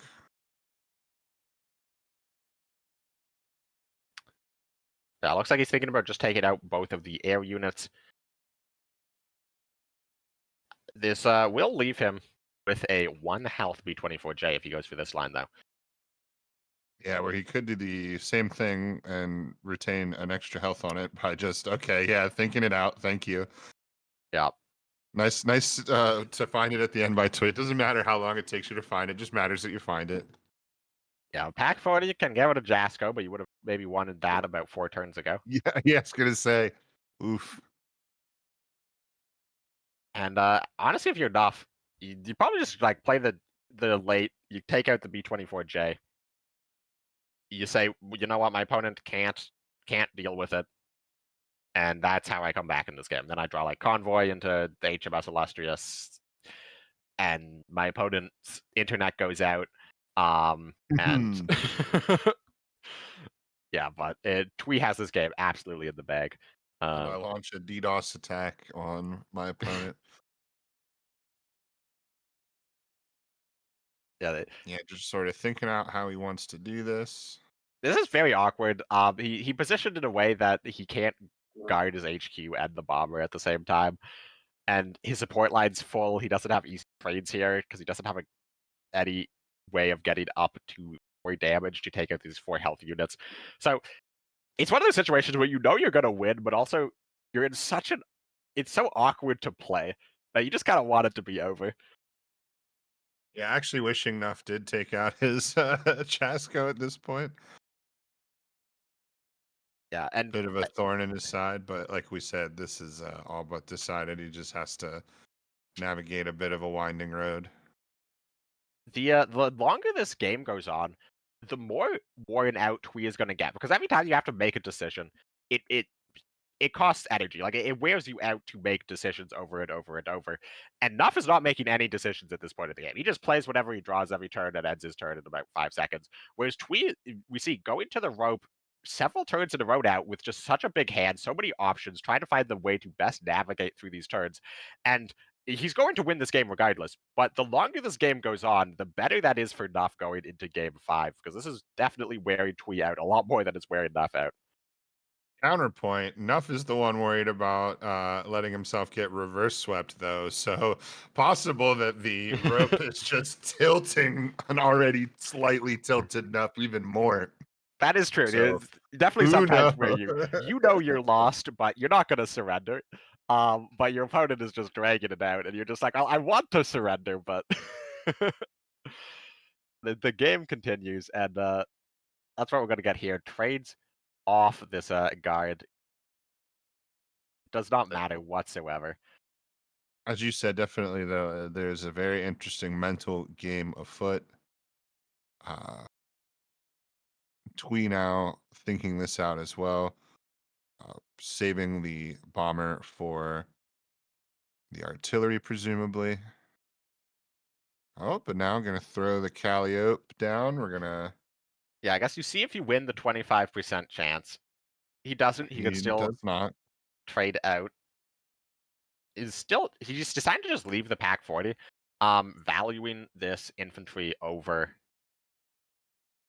removing the board. his mind.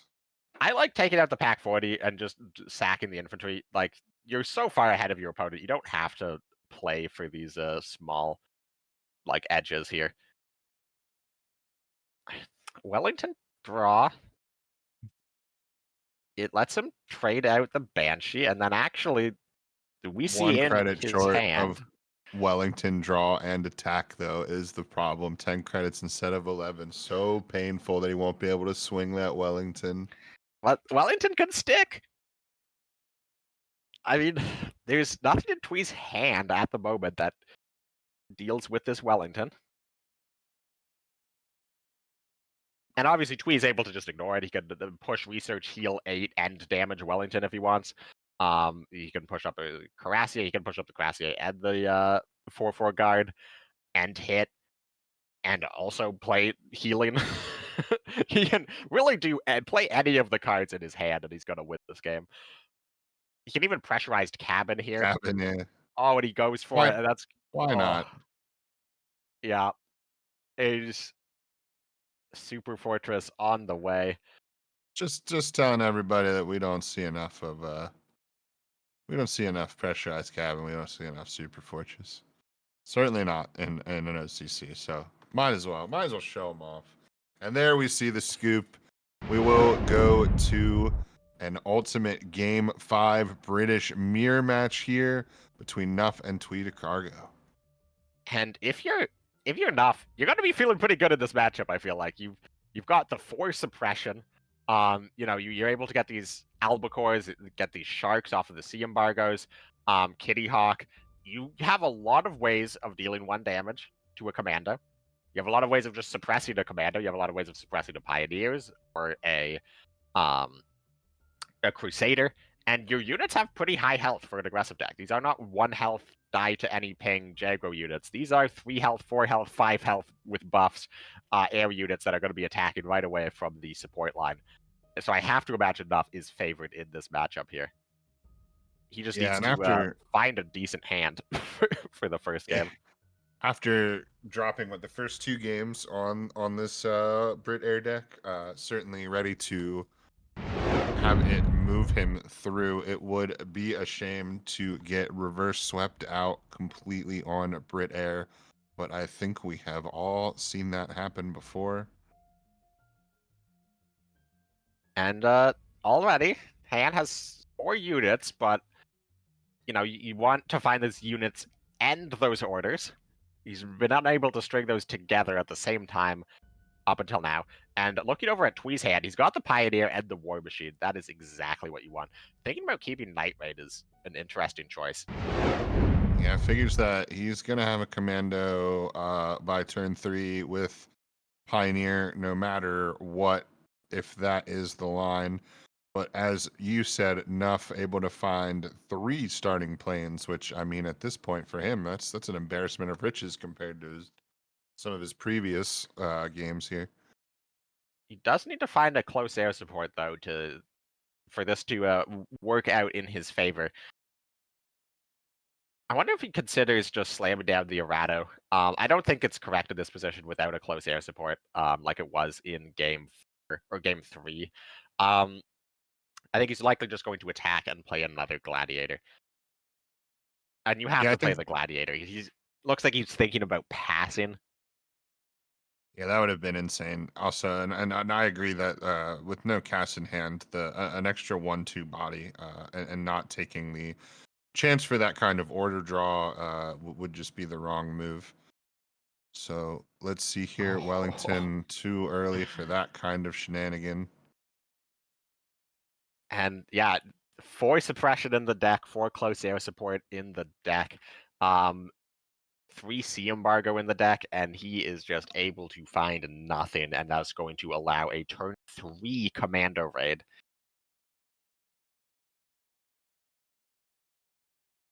All units, all orders, all units. Not flip-flopping between the 2 and not getting them in the same game. If you're Tweed, you're thinking, okay, he didn't have suppress, and he has 4 cards in his hand that he didn't play. Surely that means there's certainly a crossfire in his hand. Surely this gets crossfired. But we see from Nuff's point of view, there's not a crossfire here. Picks up a suppression, finds a second suppression. You're probably going to want to play one of those on the Pioneer here. I was going to say, eyeballing that commando is certainly not the right answer. All right, thank goodness. Another swordfish for his trouble. And we see Tweed starting to get some stuff here going. Tweed has his only big board clear of the deck. The wave after wave already in his hand. this is anybody is still able to win this game, absolutely. But Twee has all of the pieces he needs, and Nuff to not have that just killer Brit air start that blows you out of the water. Ooh. Rangers slightly interesting. As you said there, this definitely feels like it's building up for one big turn here, either way. That is really going to tilt this game into one player's favor. I think. Nuff just begging for some Oh, buffs. Night Raid. I think maybe you just go for Rangers enemy contact on the Swordfish. You stop any easy trades here. If your opponent is sacking in their gladiators, you're happy with that. You also want to get the draw off the enemy contact to try to get some cheaper orders as quickly as possible.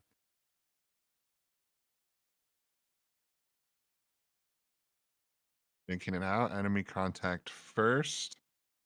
If he plays the Rangers after that, that would be a straight up misplay. That would be ugly. So gotta assume. I mean, like, he can find a convoy off of this if he plays it first, but if he whiffs,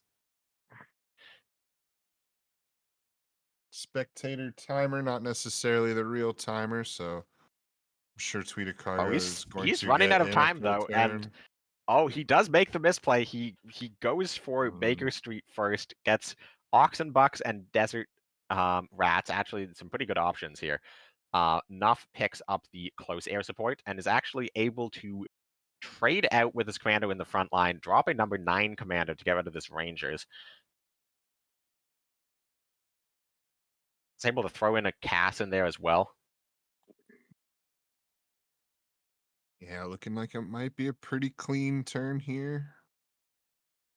And this is all good for now, but we see Twee is, 2 turns away from being able to wipe the board and force Nuff to restart from scratch. And unlike last time that Twee played his commando deck, where he was able to wipe the board, Twee has the follow-ups. He has the second commando raid. He has the night raid. He has an Oxen Bucks.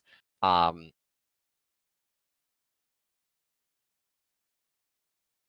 worry, though, is he doesn't have healing. And there's that Wellington, and he can't slow down. The Desert Dust is probably the best card he could have gotten. I mean, Yeah, he wouldn't have the credits for Crossfire, but funnily enough, that ping just would have set up a perfect Crossfire rip. super interesting here. And what looks like it's going to set up, unless Nuff can find a cast, you got to imagine that the embargo is going on a different unit. So it is really going to set up a nice wave after wave. That's Restore coming down would also set up a really nice wave after wave. Holding the 1 cost pin to set up the wave after wave is Tweed Cargo, which of course is going to come out for, Yeah. well, no, I'm sorry, no longer going to come out for free because the Pioneers have been suppressed. But 6 + 1, obviously 7 on turn 7. Even I can do this math. And Nuff picks up the Shark. Oof. Shark or Wellington is going to be such a bad play as soon as it gets back to Twee.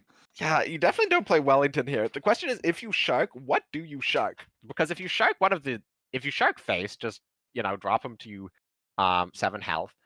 You have Wellington in hand. He has to play a board clear. That's all good, but what if the play isn't wave after wave? What if the play is long range desert group 2 orders? And by not removing one of these commandos, you're giving your opponent an out. Because he doesn't know wave is in hand. And he does choose to take out one of these commandos. I think this is a much more safe and reasonable play from Nuff. However, we can see that he's getting waved for sure, and Twee, feeling a little uncomfortable on his health total, is going to drop the naval power. Also hold on for this 1 damage from the Desert Rats. And here, surely you just restore a Wellington face, right? Yeah, certainly. I can't imagine there's any other turn. There's obviously nothing to Sexton. You could consider suppressing after. Yeah, to get a draw, maybe if you truly feel sort of down and out here. Yeah, the issue with suppression is it throws off the curve so bad. Once again, just one credit short on these Wellington turns for Nuff. He goes for it, finds a cast. That's not really what you want. I just feel like he would have been such better served with a Zerstorer on the board here. Like, yes, your opponent has a commander that can ping, and yes, you've committed both your air units to the board, but as we saw in game 2, I believe it was, the commander deck can struggle against high health units. And obviously there's some risks. They could have the long range desert group, but those are risks that I think you need to take. Both Crusaders in hand for Twee.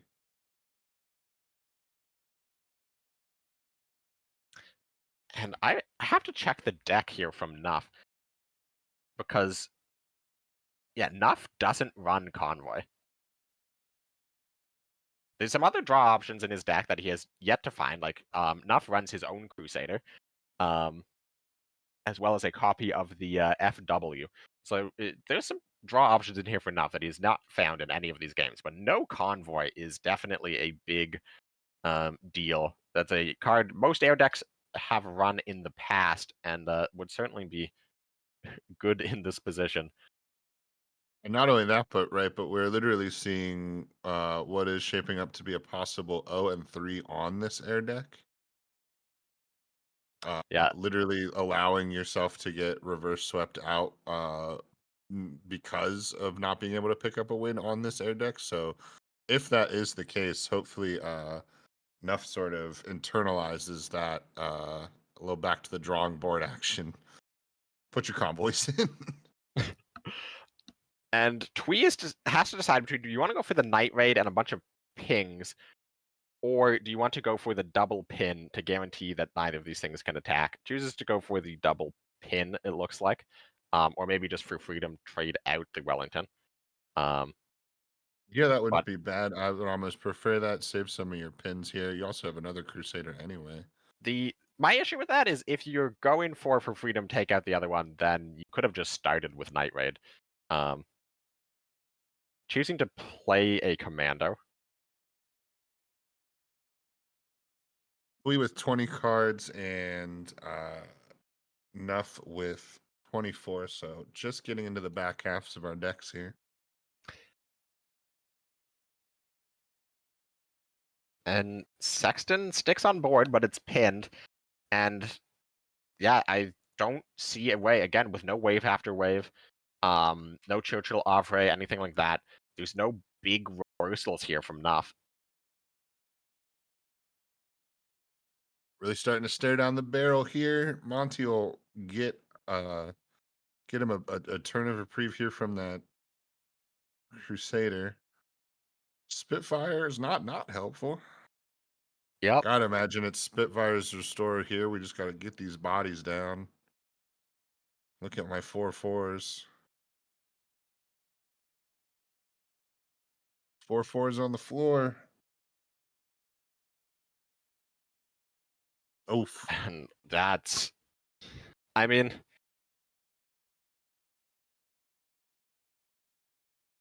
you could start with that.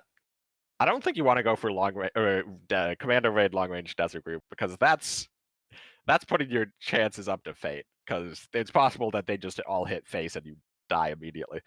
Very, very true. There's a lot of lethal options But on Nuff's side.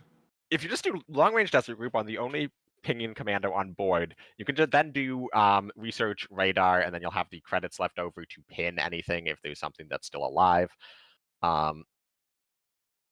Really nice as well. 1 in 4 chance that hit face and really would have screwed this turn up. So now we're rolling. We're doing radar for free. He's overdrawing Monty, but it doesn't matter. I probably would. Well, I guess it really doesn't matter. If he goes naval power, War Machine, it stops the overdraw on the following turn. Obviously, the War Machine doesn't actually matter. He's not ramping for credits, but he's changing it into another card, getting another ping, still failing to hit the Spitfire. Dodging 3 commando pings in a row, but it does not matter. He needed a suppress or a crossfire there to take out the long-range desert group commando. But even if he did that, it would not matter. This game is over. Yeah, just too much for Nuff to try to navigate. I mean, even that suppressed commando in the front line now still has death touch just from the long range desert group. Not even going to get it from a ping, just another body to throw into something. These garrisons most likely aren't going to help. They'll buy some time, if that. Looking incredibly bleak here. And as you said, the answer's just not really in Nuff's deck. And even if they were, not really an ability to draw into them with no convoys. And this is the second game in a row we've seen this one of Panzer J late that Nuff runs. And obviously, it can be very powerful if you're ahead on board, if you have some air units that can attack into the HQ and the triggers. We've seen even Nuff in game 3 against the Soviet deck. We saw the Panzer J late come in very clutch there. But in games 4 and here in game 5, this Panzer J late is just doing absolutely nothing. It is just a big, dumb guy that is going to be removed by these commando pings. Here comes the commando raid. just selective on who's under the gun here. Just waving this around, threatening all of these units individually.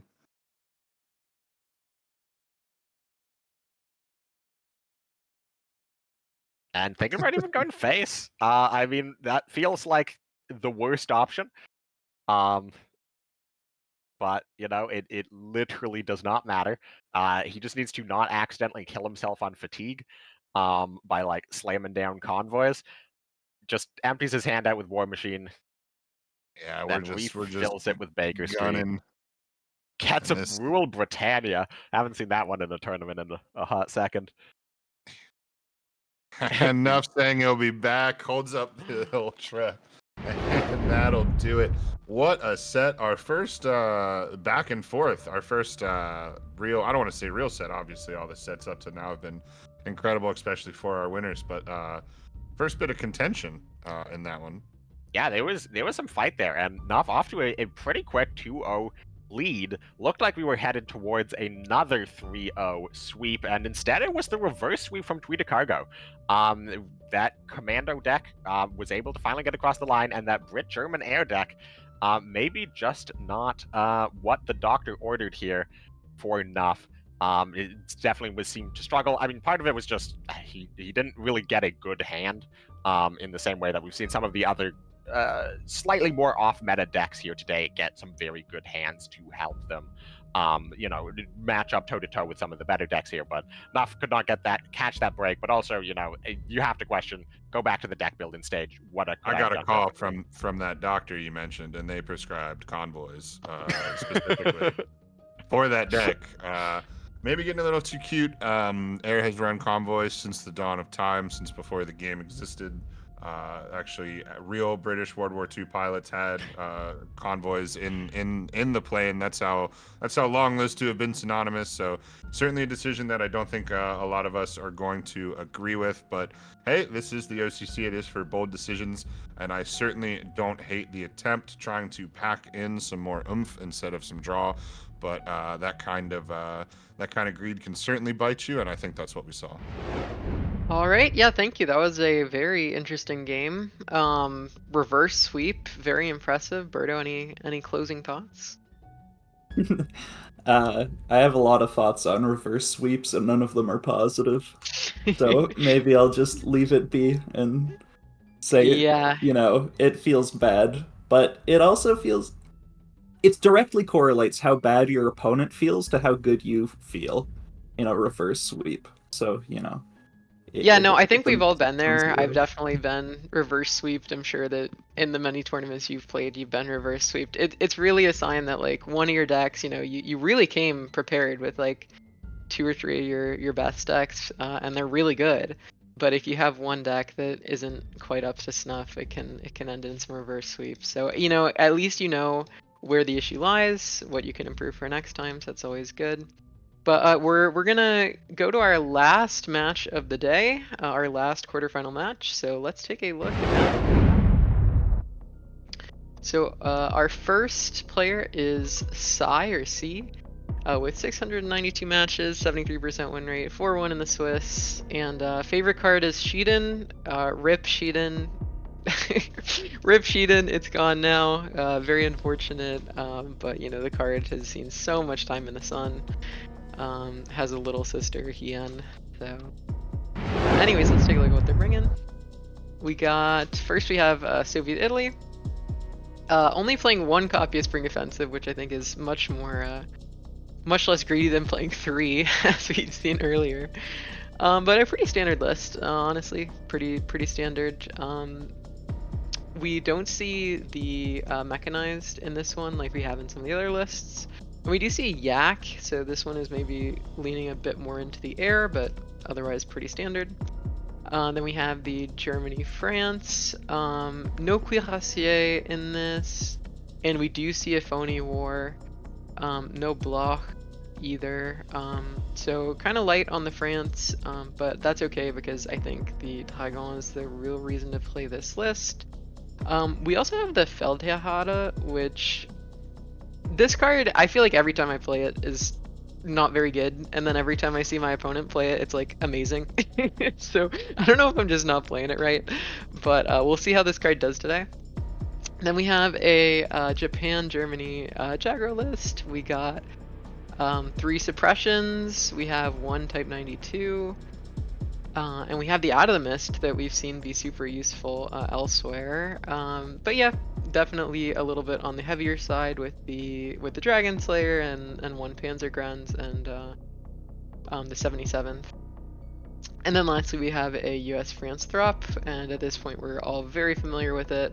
They're playing the 1st Grenadier Regiment, which I think we saw in our last set. Yeah, super interesting card.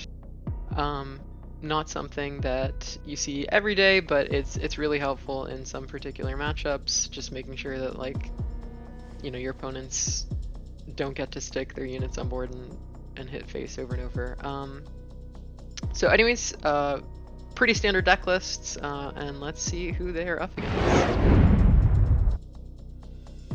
Alright, so we have Ephonix with 2,135 games, which I think is the most out of anyone, with a 61% win rate. Favorite card, War Machine, in good company with no one there.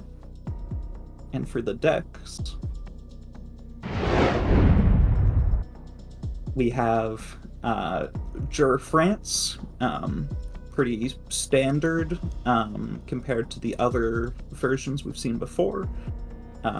Soviet Italy, pretty standard to the other versions we've seen before, except for Spring Offensive is, not as common in a lot of these lists.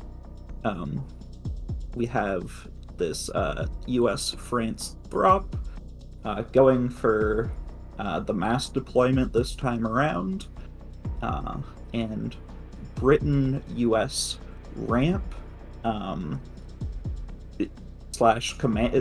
Commando Ramp, I should say, which, is a very scary version of the deck ever since the Reichsbank nerf. There's not too many ways to get bonus credits to pop off, so Ramp is a good option for that purpose. Yeah, and it looks like Ephonix is losing the US Throp list, the one with the mass deployment, right? Yeah. Yeah, and then Sai is losing Jagro. Yeah, I guess. I mean, what do you think? I think the Jagro is a tough matchup for Commandos. Yeah, Throp, especially this heavy version of Throp, is not very good into Jagro either. The reason why Sai ban US, I'm thinking maybe he thinks that Throp mirror matchup is really hard when your opponent runs. Yeah, Oh, a what was very the heavy name of the card? I list. just said it. Mass deployment. Yeah, Mass deployment. they have. I will say, Ephonix definitely has it teched more to beat control. Very ramp heavy, very large unit heavy. Whereas Sai, they kind of cap out at the P51. So definitely a little bit lower to the ground, and if it came down to a match, I would definitely give the edge to Ephonix. I do think that Soviet Italy control and Germany France are both pretty good against Jagro though. So like it is a hard decision to be sure. It really depends on what you anticipate your opponent banning. And I have a feeling if if Onyx was predicting the Throp ban, he likely would have gone for a different ban himself. Yeah, I guess that makes sense. Yeah, I think that your other decks are definitely a bit better against Jagro than your Throp list, but sometimes that's the way it works. You know, pick counter pick. It's tough to predict what your opponent's gonna do. So Yeah. There is also the factor of sometimes you just get double contest doctrined by like turn 7, turn 8, and those games can be really miserable when you're not able to just apply enough pressure to prevent the contest doctrines from coming out. Yeah, no, and it's a lot better if you're playing against like air units, artillery. There's a lot of situations where it's significantly better, but somehow it feels a little less soul crushing, which is a tad disappointing, personally. All right. C does manage to hit. They did not full mulligan, but they still managed to hit the War Machine. That is really nice to see. Obviously not as nice as going first and having turn 2 War Machine, but still nice nonetheless. Yeah, keeping war bonds and another card and trusting to find the war machine is pretty sick behavior. But, you know, there are also like relevant 2 and 3 drops you can play when you miss the war machine. But the better solution is to just not miss the war machine. So Ephonix can attack, can drop the fiat.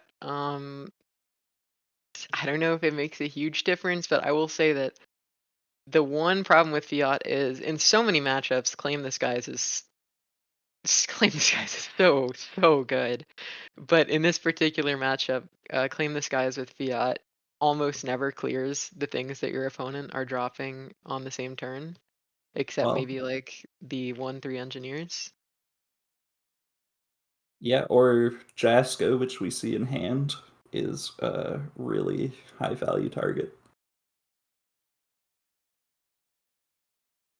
Going for Michigan. Instantly eating lion for a day. No. Yeah. It's maybe leaving it up. It is really hard to leave up Michigan because it's one of the few ways of credit cheating. But when you see the B-24 in your opponent's hand, you know, it's really difficult whether or not you actually send it with the Lion Verde. Yeah, I will say against Soviet Italy, where they have so many like guards and static effects and stuff, I think going for turn 1 production order to get that B24, it may end up being the right play just because it'll allow you to play it on curve. Like it's not like they've had any extra credits to throw around, so far it hasn't really been an issue. But I will say it does seem a bit greedy to go for it instantly like that. This strategic bombing is absolutely disgusting, by the way. Oh yeah, Just absolutely. and then you can Bomber Mafia to take out the mobile defense if you want. Yeah, I mean, you can also just eat some damage, but I guess you don't have Marocain at the moment. Yeah, I mean, if you play Jasko, it has a decent chance of surviving, even if it doesn't survive. You can probably find the healing you need. Yeah, I will It say, doesn't seem necessary to take the risk. oh, we got the super spectator view. Very interesting. Okay, so It's yeah, I mean, B24J is definitely a very, very high value card. Um, I guess you could make an argument for B17, but I think most players would go for B24 every day of the week.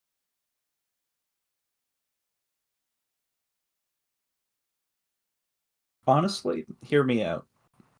Let's nerf War Machine. It's funny you say that. I may or may not have been thinking the same thing recently. I'm like, it'd be nice to see War Machine get rotated. Yeah, we might Um, see no one knocking on the doors to 1939's office in oh Reykjavik, my though, if gosh, that were to no, happen. how could you do no one like that? That's doing no one so dirty. How is no one supposed to build a deck without War Machine? What? Specifically two, no more, no less. That's the no one special. Yeah, we haven't seen like a single player be directly nerfed like that since the change to Night Witches. Yeah, I'm surprised we didn't see the Terrible come out. Yeah, so sometimes, you're on these higher credits, you could just run out a Terrible, but sometimes you can brick on the draw if you get your Terrible answered, and you can guarantee like drawing 2 or 3 cards You holding make it. a good point. Yeah, especially with Jasko in hand, like that's guaranteed one draw right there for one card. Yeah, make a good point. Just passing it back, passing it back. It's gonna be a while before Ephonix has an opportunity to play out that front formation. So they might be here a while. Um, I guess we see the By the Sword come out. But you gotta find like a Depths Dagger of Strikes Winter. or something. Yeah, a Depths of Winter. I mean, you're still eating 8 at that point, which is not super fun. Makes it so that your front formation starts to become more of a liability. Obviously you have engineers, but Throp does have a good amount of suppress. I don't really get full passing. Yeah, no, Like, like not even a By the Sword?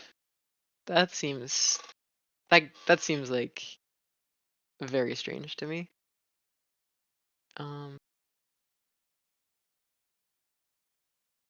yeah, I mean, really wishing that you would like overdrawing is okay. I would much rather have too much resources than too few. Passing again. Okay, so I guess they're just like slow conceding? I don't really get this. yeah, unclear.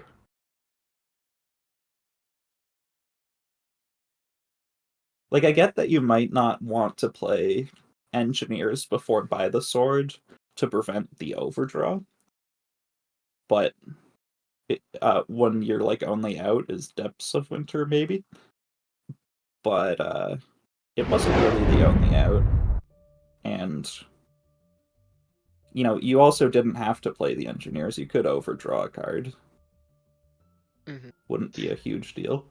So just because I think it's really funny, I do want to mention that mishap that we had at the beginning where somebody was searching and somebody was already in a game.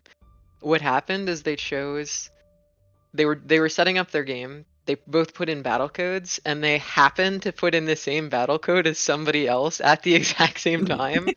And so they accidentally ran into different players. But yeah, that's actually really funny. I don't think I've ever had that problem before. Um, Yeah, that's really funny. Yeah, yeah. I've never seen that before. Granted, I've never just I suppose there might be somebody who just puts in like the battle code 1 and just sees if anybody ever tries it. Yeah, so we're waiting to hear back on why that last match ended like that. It looks like one player was not able to, was either disconnected or having some desync issues or what. Because the game was so far advanced, it's probably unlikely that we see a repeat. But obviously depending on what the issues were, that is a possibility. So yep, just kind of biding our time here. But yeah, anyways, that question I had earlier about which person's lineup you think seems favorable. Any Well, now I thoughts? favor the lineup of the person who's 1-0. Yeah, that seems reasonable. They still have the Soviet Italy list that they need to win with. Do you As think that well as the game's taking long to start up the next one because they're making a really convoluted deck code? Sorry, not deck to code. avoid the same problem. Battle Yeah, room code, yeah, nobody will potentially. guess this one. It has 14 characters across 3 different languages. Maybe, yeah. So I will say that I think I definitely favor Sai's lineup here after that win, because in my opinion, I don't know about you, in my opinion, it feels like the Throp list was the list that was gonna be the shakiest to get a win with. I feel like Germany, France, and Soviet Italy are really, really proven decks. I mean, Soviet Italy against Commandos seems really good, because a lot of Commandos lists are going down on cup of tea, so they're particularly prone to Bloody Sickle these days. And I feel like Germany, France can just present enough pressure that it's not a huge issue. Yeah, I think the Commandos list, we saw it last game pop off, but obviously that was in a very different matchup. So I don't know. What do you think? So, a lot of my opinions on these matchups are informed on ladder, but one thing I found is that drop matchups change a lot based on the strength of your opponent. I found that on ladder, um, it's really quite nice to play Throp into Jur France most of the time, as long as they don't hit like triple suppression by like turn 12. You usually have enough guards, enough healing that they have way too many targets to suppress. And I kind of like it. But when you're against a really disciplined player who doesn't get, baited into using suppressions too early, it becomes way, way more difficult. So correct me if I'm wrong, but what I hear you saying is that Throp is better against weaker opponents. Is that right? Yeah, particularly so. I mean, every deck is Okay. better against weaker opponents, right? Sure. But particularly with Throp, there's some real weaknesses of the deck to exploit. Mm-hmm. Particularly knowing when not to trade against Throp because they're limited by, operation cost, of course, and the board space in their backline. So sometimes, there's a really scary Moroccans that you might want to kill because it presents healing. But at the same time, if they already have 4 units in the backline, it's not really presenting healing until they're able to get rid of some of their own units in the backline, which can sometimes be hard. Yeah, I mean, when you have to actually operate your units, believe it or not, the downside to 3-op, I know this is a very controversial thing to say, but the downside to 3-op might in fact be the fact that your units have 3 operation cost. But I can't tell you the number of games on Grop that I've been bailed out by my opponent just trading when I wouldn't be able to do anything if they went all to I the HQ. I 100% agree with that. I've definitely had that experience as well. But anyways, we have a Soviet Italy mirror match, and I want to really delve into what each of them are playing specifically, just so that we know who has like the heavier list. Because obviously, in any sort of control mirror match, whoever has the heavier list, even just a little bit heavier, is automatically very, very, very favored. But looking closely, it looks very, very even. None of them have. Ooh. Game's Oh, you not know looking what even though? anymore. That's a crazy claim, this guy's. So Sai is not running front formation, and Whoa. that in the yeah, exactly. That in the long game is huge. So Sai is inherently on a clock here, to try and close out this game before Ephonix gets down the inevitable value machine of front formation. And given that Ephonix both has the heavier deck and is currently ahead on tempo, um, yeah, not looking super great for Sai. And so ahead on health as well is a Yeah, major yeah, factor when you need to close out a game yeah. When quickly. you're relying on front formation for your win con, extra health is quite nice. I imagine we see Spring Offensive. Uh, Very nice, God. very nice. Oh, does that not count? I thought Spring Offensive. Oh, it's not for cost; it's for attack. Yeah. Ah, yes, I forgot. Yeah. So that was essentially a 5-cost convoy, considering the floating credit. That's a little unfair. I mean, it's a 4-cost convoy. I'm being particularly harsh, but No, I think Spring Offensive is pretty sweet. It's a card that when it was spoiled, I was like, seems bad, but I hope it's not. And I feel like people weren't playing it a whole lot, but people are giving it an honest shot. Some people in this tournament are playing 3 of it. We've seen in Soviet Italy, we've seen people play 1 of it, we've seen people play 2 of it, we've seen people play 3 of it, and we might have even seen people play 0 of it. But I'd have to double check. yeah. This is the battle of the true believers, though. I would have liked to see the Sickles played first, just in Yeah, case that. you find something else, but Yeah, I mean, it's unlikely to find something else that you'd play over this, yeah. to be fair. Um, I know that J King is definitely a fan of drawing last. He's definitely a big draw last believer. It sort of there's a little bit of code when you draw last to order your deck better, perhaps. Not, I'm joking, of course, but Superstition. All right. So yeah, I mean, Sai is in the driver's seat. Can kind of just do whatever you want.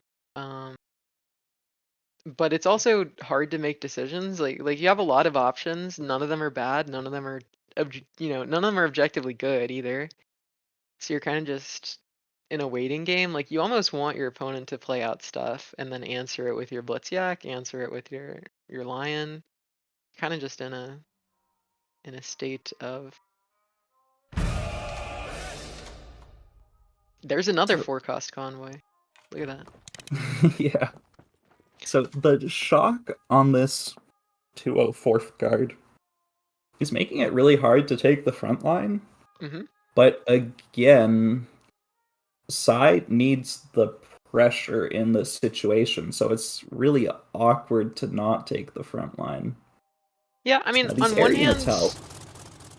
on one hand, it is a little awkward to take the front line, but on the other hand, the difference between being at 7 life and 3 life after the shock attack is probably not that meaningful. Um, Ephonix. What could you do here? You could like Maki. You could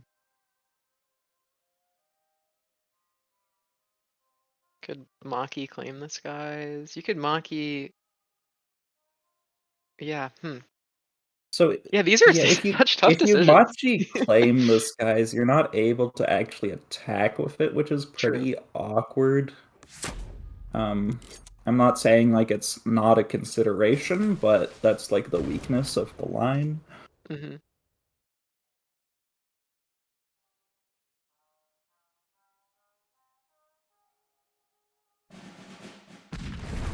Well, that is a lot of damage swinging in. And Ephonix needs to figure out a way to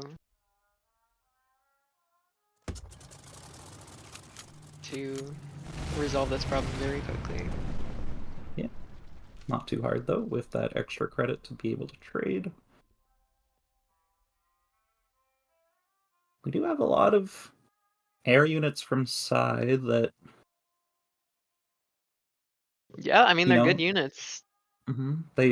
a lot of units that are replacing themselves with another card from Sai's deck. Yeah, you could also even play like Yak into Corson. And you know, obviously, if you're gonna play the Yak 9, you want to get something out of the Blitz. You don't want to just sit on board for a strategic, whatever it's called, strategic focus. Yeah.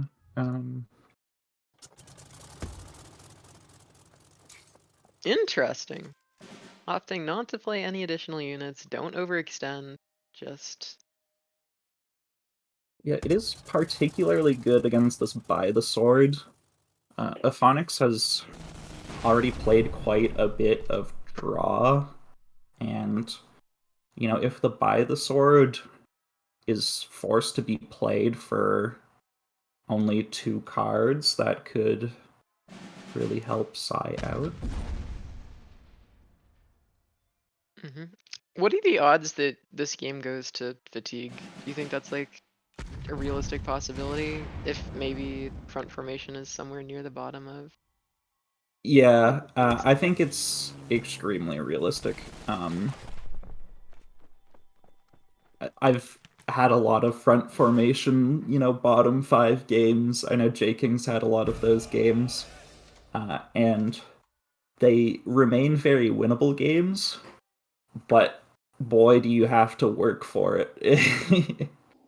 Yeah, I mean, front formation is. It takes, especially in these control matchups where there's a lot of guards, front formation actually can take quite a long time to get through all of their guards and their units and stuff. Like on one hand, yeah, it's infinite value. It's theoretically infinite value.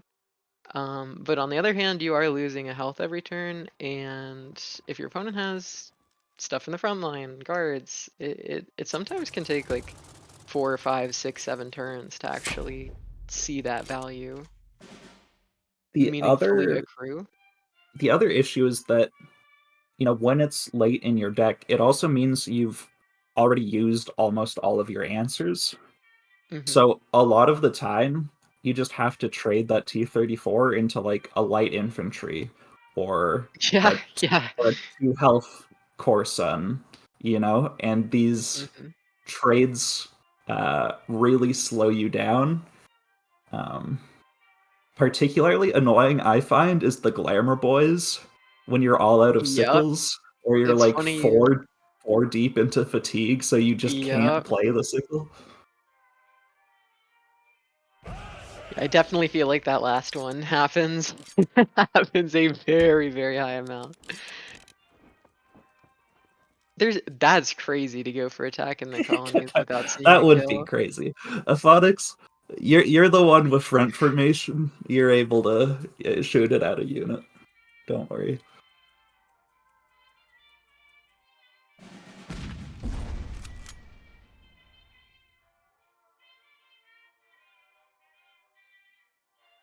I mean, Sai's hand is good. They're presenting the pressure, and these little guard guys are realistically not gonna get much more than like a trade with a light infantry. I mean, sure you can like trade out with the other 2 units on your board and then trade them out with the Corson, I guess, but that's still not actually killing the Corson. So yeah, I mean, mobile What I'm defense. thinking about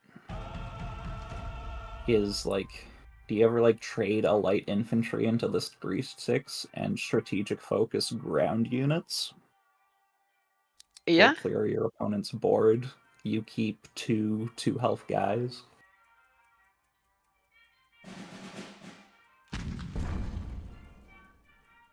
certainly possible. Sai is so ahead on card advantage and board presence as well. So they definitely have a realistic path to win this. But yeah, I mean, front formation is one absolutely nutty card. Yeah, and it's definitely tempting here. There are a lot of options though, because you could hammer Corson, trade off one of the T70s, and trade the T70 into Yak? one of these fighters. Yeah, or Maki even. Or Fiat. Yeah, well, I said one of these fighters. Mm-hmm. No, I was thinking Yak, but I mean, I think there's an argument also to be made for the other.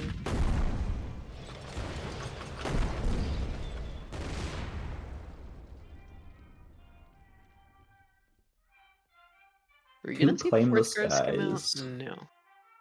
I think it's a good play to not play this here. Yep. They're holding it in their hand, showing us that they got it.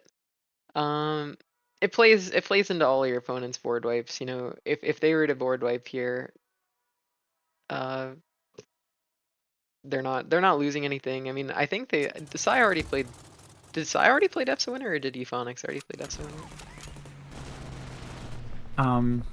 I believe that was Ephonix that played Depths of Winter. Yeah, so you'd be playing pretty hard into Depths of Winter as well as playing decently hard into Strategic Focus.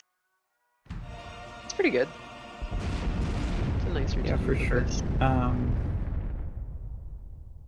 I was thinking about the 32nd and this T3485 to trade into the Machi would have been, I mean, a really nice trade at the expense that you're leaving your opponent with a 2-3 Fiat, but you're also presenting a big threat in the board on the front of the board, and if that takes out a dagger strike, then the 4th guards becomes more playable as well.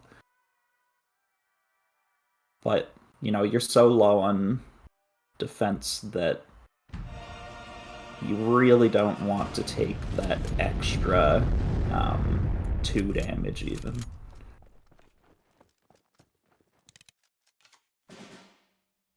Yeah, and But we'll Sai see was here. getting pretty close with the burn damage just off Maki.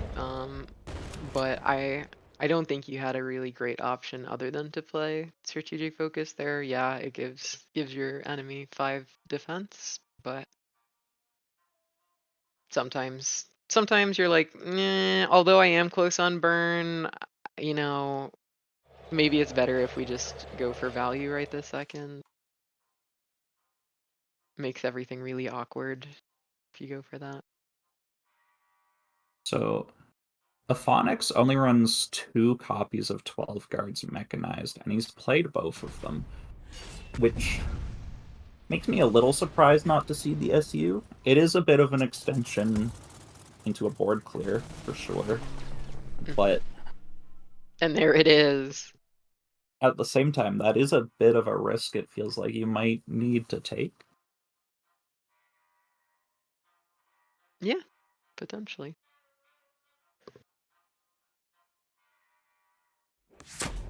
Oh, going for the greedy play. Oh, okay. So if C gets a, this is getting crazy scary, because if C gets something like a Dagger Strikes or a Lion for a day or something to take it out, you have the SU, you have the Maki, and now you have the Winter Offensive. You have the cards in your hand for lethal, and while yes, your opponent can play. Your opponent is going to have this T-34 coming down every turn. It does die at the end of the turn, so they can't actually protect the front line from your SU if they can somehow clear the guard. You really don't want this guard to get to the front line. So very, very interesting.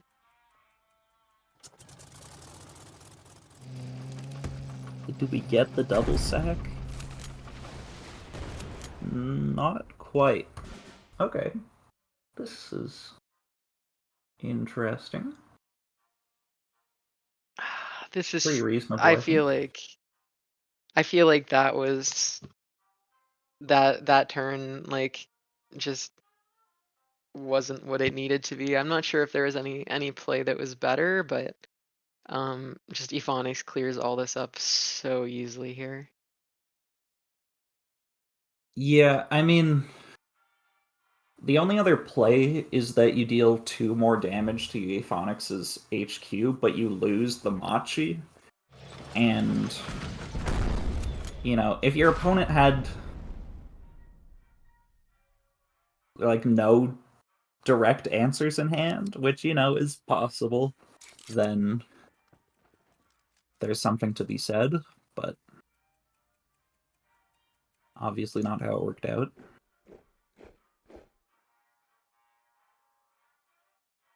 This does let Sai get another 3 to the HQ. Mhm. With Winter Offensive in hand, and Ephonix losing 1 defense each turn, that starts to really be a threat.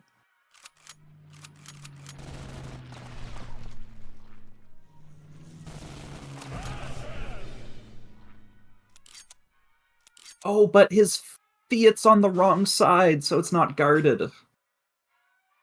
Oh, that's a no. huge... Wait. Ephonix has another copy of 12 Guards Mechanized? Was I tripping when I thought he played 2 before?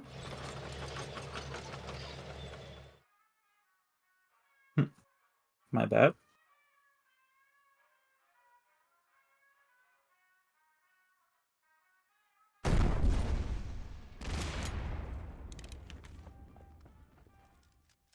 Now, you might as well do the SU here. You're dealing 2 damage to your HQ, but if you don't push up this 2/2, you're definitely taking 3 from one of these T-70s. So there's no point being cautious about that aspect.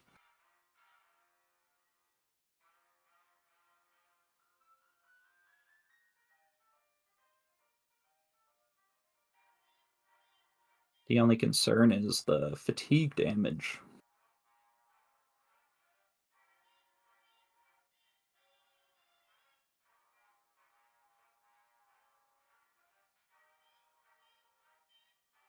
Even this Yak 7 from Sai might be hard to play.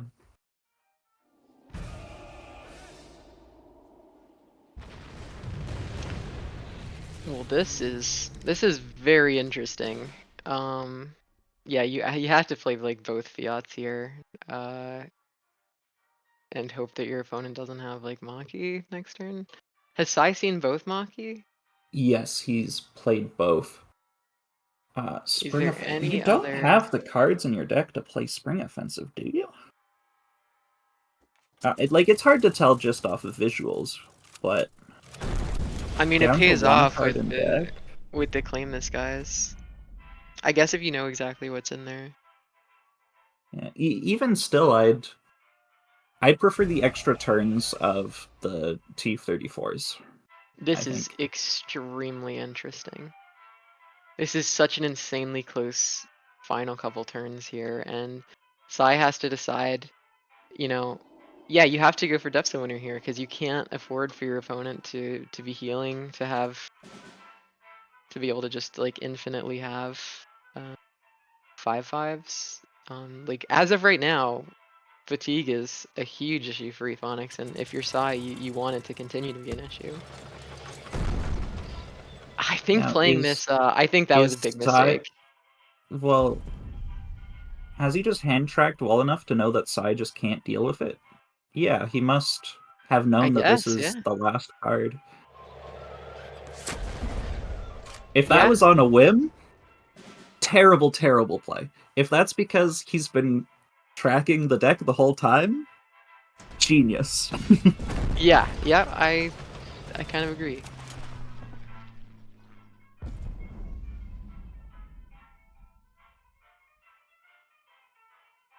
Yeah, I mean the math works out in Ephonix's favor, I think. Wait, does This it? is what I a don't. what a I don't. what a I don't does think it? it does. Because this is the last turn, and Oh. Sai isn't taking enough damage, right? Yeah, no, you're right. Yeah, no, Ephonix is what a freaking end to a game. Oh my gosh. That is. What the heck? That's a What a slugfest.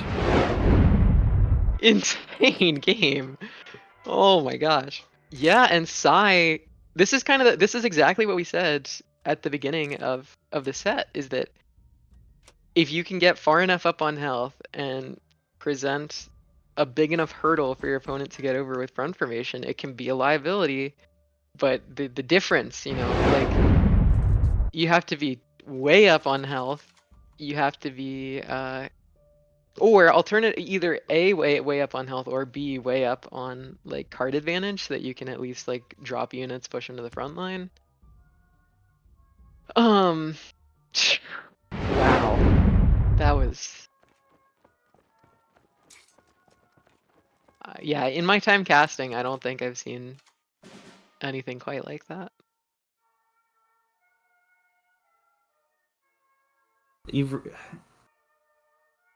And for Ephonix, it's so hard to recover from that. At least for me, it would be really hard to recover from.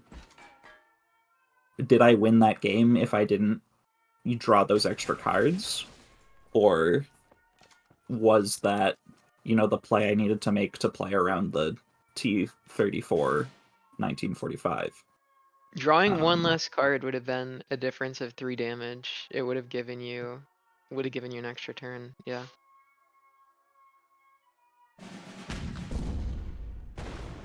Yeah, and that was 2 additional cards drawn for Ephonix. Although, I suppose that's still only 1 additional turn.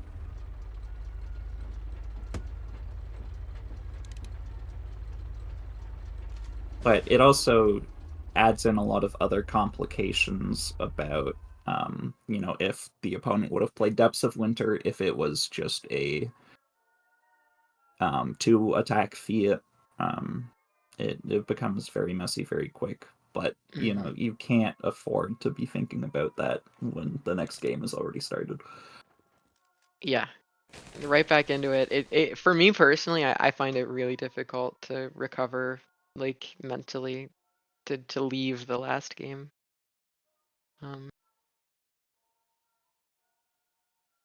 I like to analyze my plays, and when you don't have time to do it, it's hard.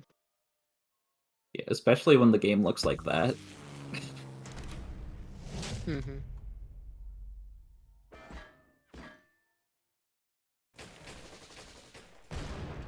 Now, Starry, are you effectively learning how to get value out of Feldehauser? I pronounced that Yeah, super wrong, but maybe, maybe I'm this is he's showing me the error of my ways. This is how to do it. Have you considered halves or store on 4? I honestly hadn't thought of that. Yeah, I really had not considered that. I'll do that next time. Now, it does look pretty good for side, but when this 4th guards comes down, that's gonna be a huge swing. Yeah, for sure. I mean,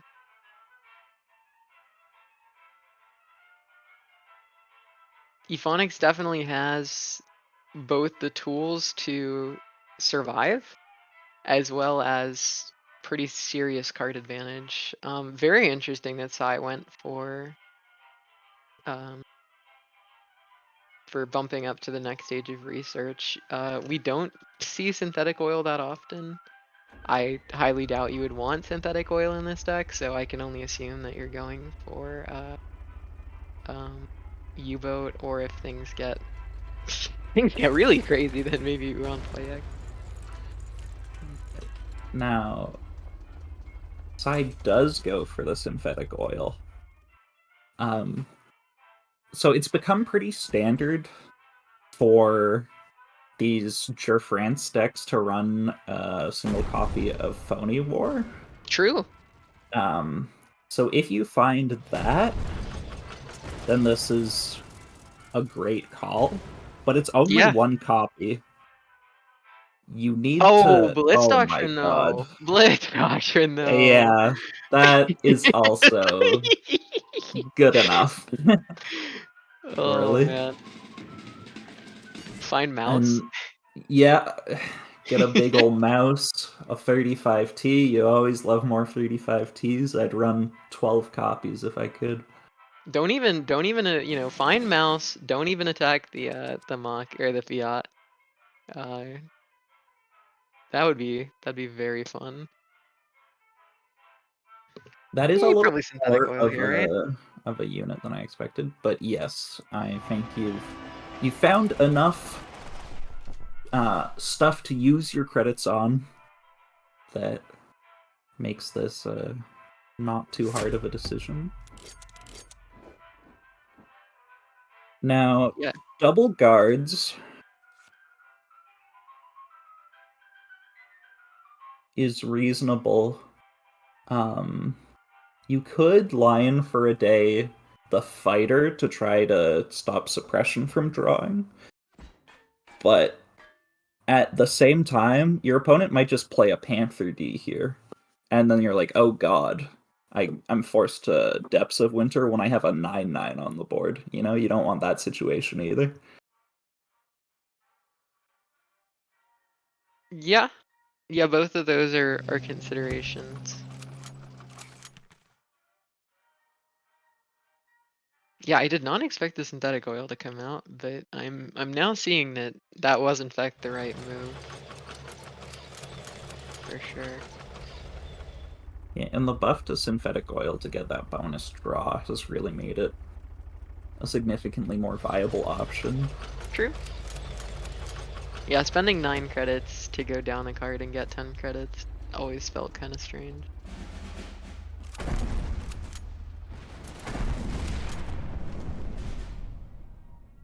Now,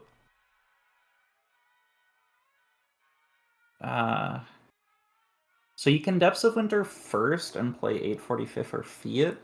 There was also the option to value trade and then Depths of Winter to eke out a little value by taking away one of your opponent's 1/1s. Yeah, I mean, there's no answer to the onslaught of 1/1s right this second. So we'll see.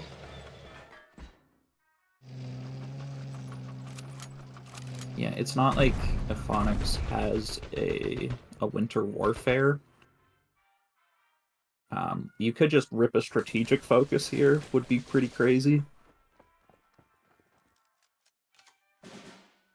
Oh my goodness. No, don't play it first, no! You missed out on 3 healing.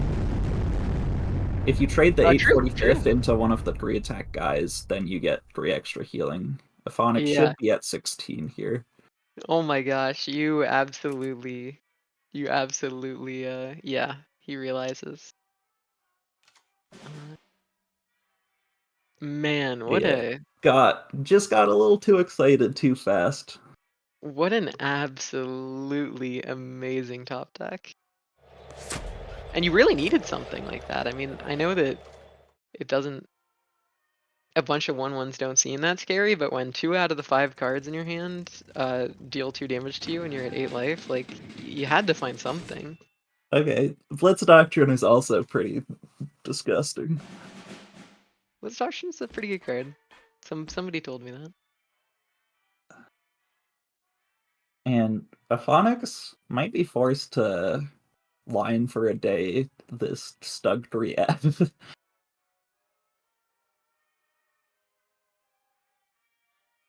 Yeah, I guess it'll be double Blitz Doctrine buffed. Panzer 3H also quite good.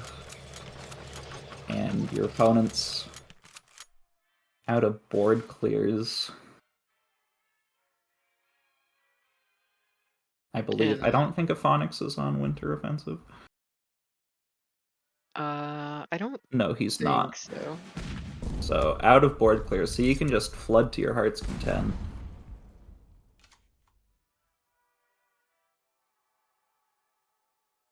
Yeah, I mean, obviously, your opponent has an infinite shock unit in the front line, so maybe don't flood too much, but Yeah. So Sai opts not to play the dragons, which is like an interesting decision because you can play the dragons and trust that you're going to find an answer to this T-34 in the front line, but I do prefer Sai's decision not to risk that. it's a 4/4 Warble, but it's awkward to play it. It's also awkward not to play it. Like either way, your opponent's getting this 4/6 for free. That's a very nice by the sword.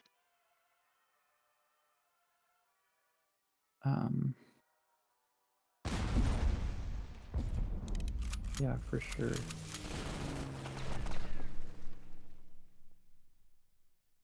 And it's gonna be really hard for Sai to set up any relevant crossfire here. I mean, Soviets are just hard to set up crossfire against generally.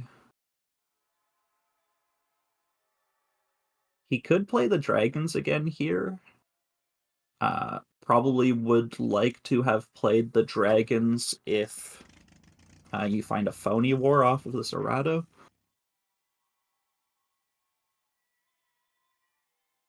Let me check just to be sure that, yeah, Sai does run a copy of Phony War.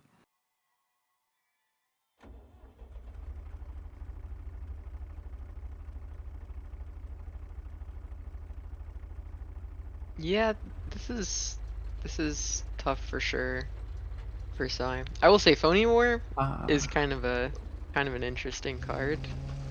I won a couple nights ago. Go ahead.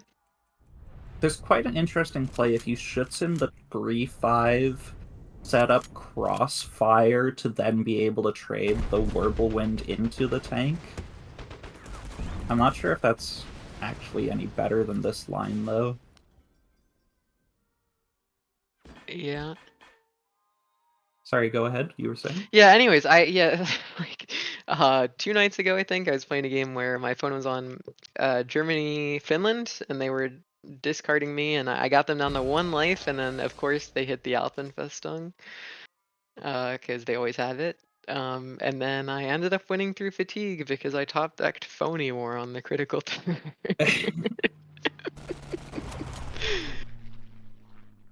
Phony War. Sometimes, you know, you have the backup game plan of fatiguing your opponent with Phony War.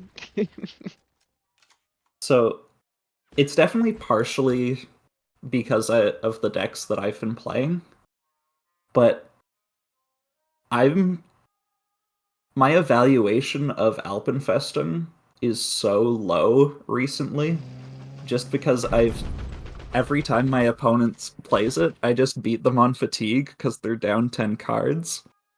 And you know, obviously, if I was playing Jagro on ladder, that wouldn't be the case. But I've been playing Throp mostly. Oh, well, yeah, and if you're playing Throp does have a really good late game. I'm mostly playing aggressive decks, and it usually is pretty game losing. that's totally fair. But I really am frustrated by that card. It is really unique in that, you know, it's a healing card, but it's just like unusable in certain matchups. Yeah, Sai is kind of struggling here. Is there any way to set up a crossfire? I mean, No, obviously not that's this like turn. crossfire would be step 1 in a very long list of things that you need to do to win this, but in pretty much every conceivable metric, Ephonix is ahead this game. But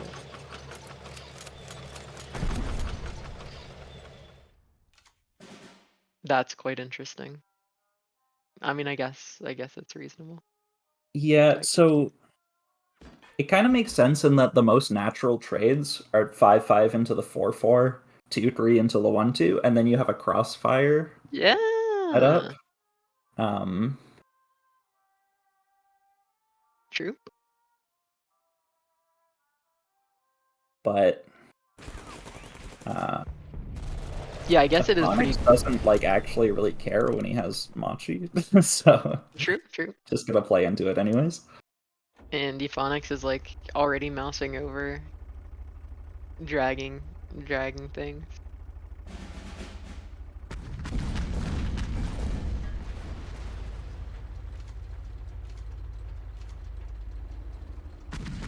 No, you misunderstand. It's Sai who runs the dragons, actually.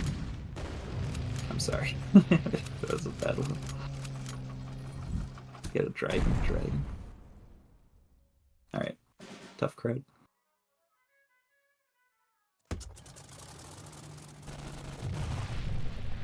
There we go. Ephonix. Just getting out of the 3-0 threat and on for the reverse sweep. Yeah, no, I mean we can get 2 3-0s and then 2 reverse sweeps.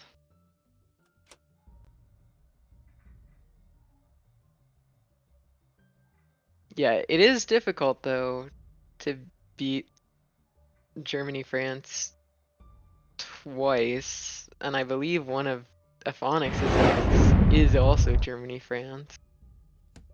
Yeah, and I'm not super confident in commandos against France. I mean, I haven't tried the matchup myself, but commandos takes a little while to get its gears rolling. And France doesn't, so that's an issue.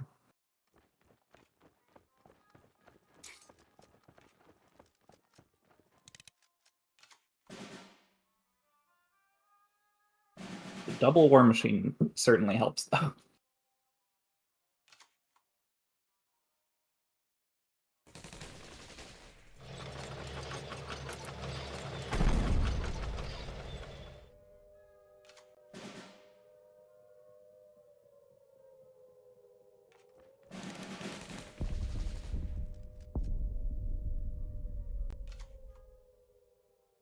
Yeah, and Ephonix does hit those early ramps, which is nice, but the follow-up isn't necessarily there. I guess you have like commando into convoy into naval power, but especially after that Reich research seems pretty awkward. I guess you have direct hit. Yeah, direct hit's pretty okay. Right. I guess you pray to hit exactly the middle. That is not the middle. What are you doing? Wow. What are you doing, Commando? Well, it didn't go to the HQ twice, which is true. something. True.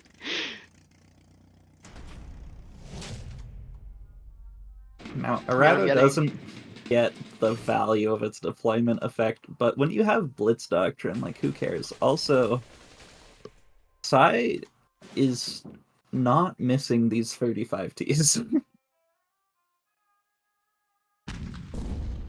Yeah, I'm getting like PTSD flashbacks to the time when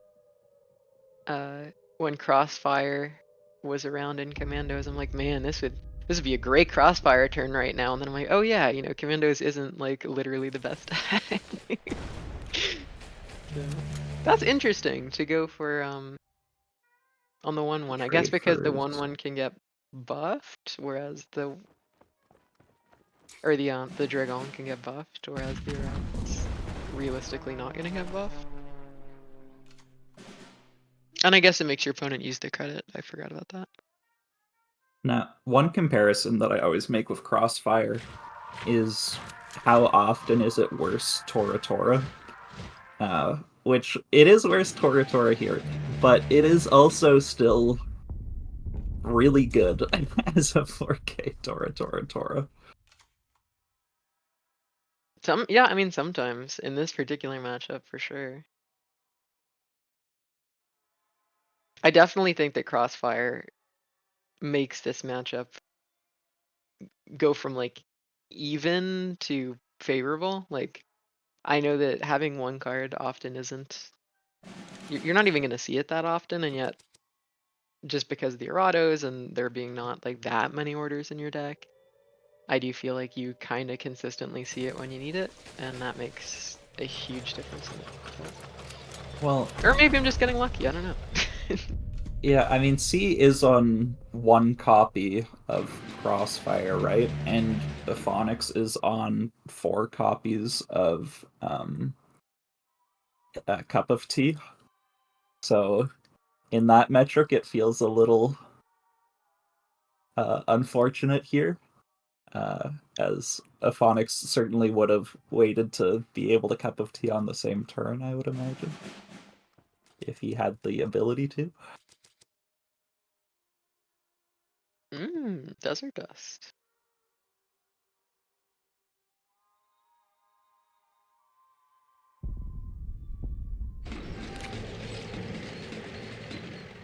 You don't see Parabattalion that often getting picked off of Baker Street, but it's a pretty good card. When it was first spoiled, I thought, yeah, maybe this card sees play. It seems good just in like control-y type decks to trade off with your opponent stuff really, really cheap. Obviously, I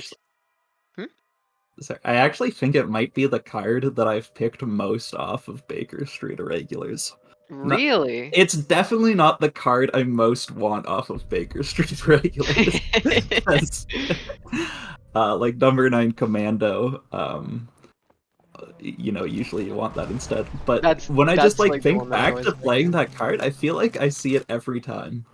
It is possible. And like it's one of the things that it's cheap and it does something immediately. And those are very often the things you are looking for off of Baker Street Irregular when you're behind. And another Baker Street Irregulars. You better start playing these pretty quick though, because you don't have that much time to keep chaining these together. All right, can we get another Baker Street Irregulars? Round 3. What's the longest Baker Street Irregulars chain you've seen? I think 3. That's pretty rough. Yeah, surely we see like radar here. Oh, infiltrate. Okay. It's a board clear of sorts. Yeah. No, that I kind of I in my head it's so often used for like OTKs that I mentally I'm like, yeah, it's always gonna always hit entirely HQ because that's what I'm used to seeing, and then I forgot that it actually does like spread the love. This Dragons is like kind of invincible.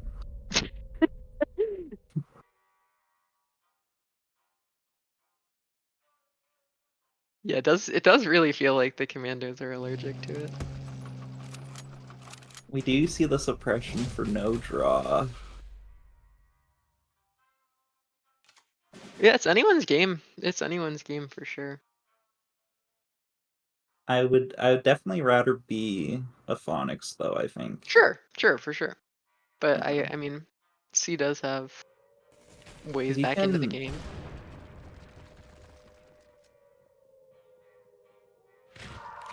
When Desert does this, get a War Machine out, and then True.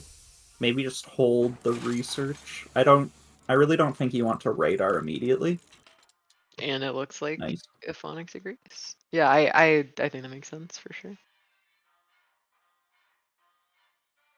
This Yeah, way, auto. you radar into a wave after wave, something like that, can be quite nice. The only issue is that you might lose Pioneer value by not wanting to War Bonds first and, play in the radar first, but pretty minor at this point with 14 credits. Few cards in hand.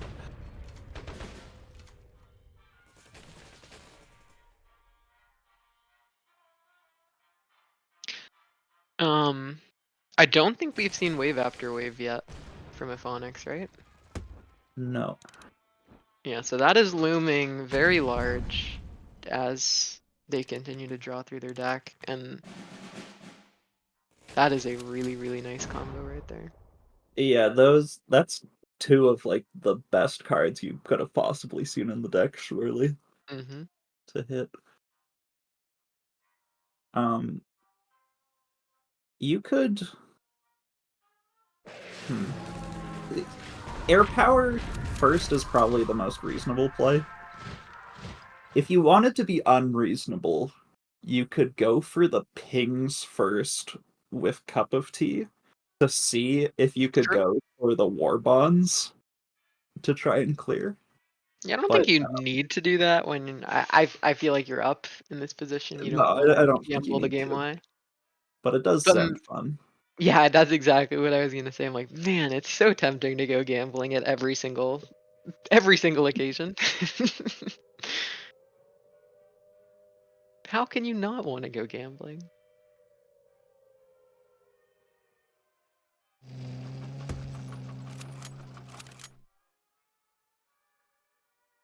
Well, I find the 3 lates quite awkward in this deck, because they do go back down to 4/4s. Yeah, especially after Great. Blitz Doctrine.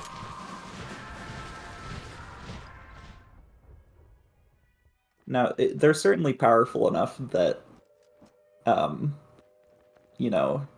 if you're already getting the veteran version, then the card's really good, even if And it's that a is 4/4 instead of a 6/6. that is not gonna be it. We're gonna see a game 5.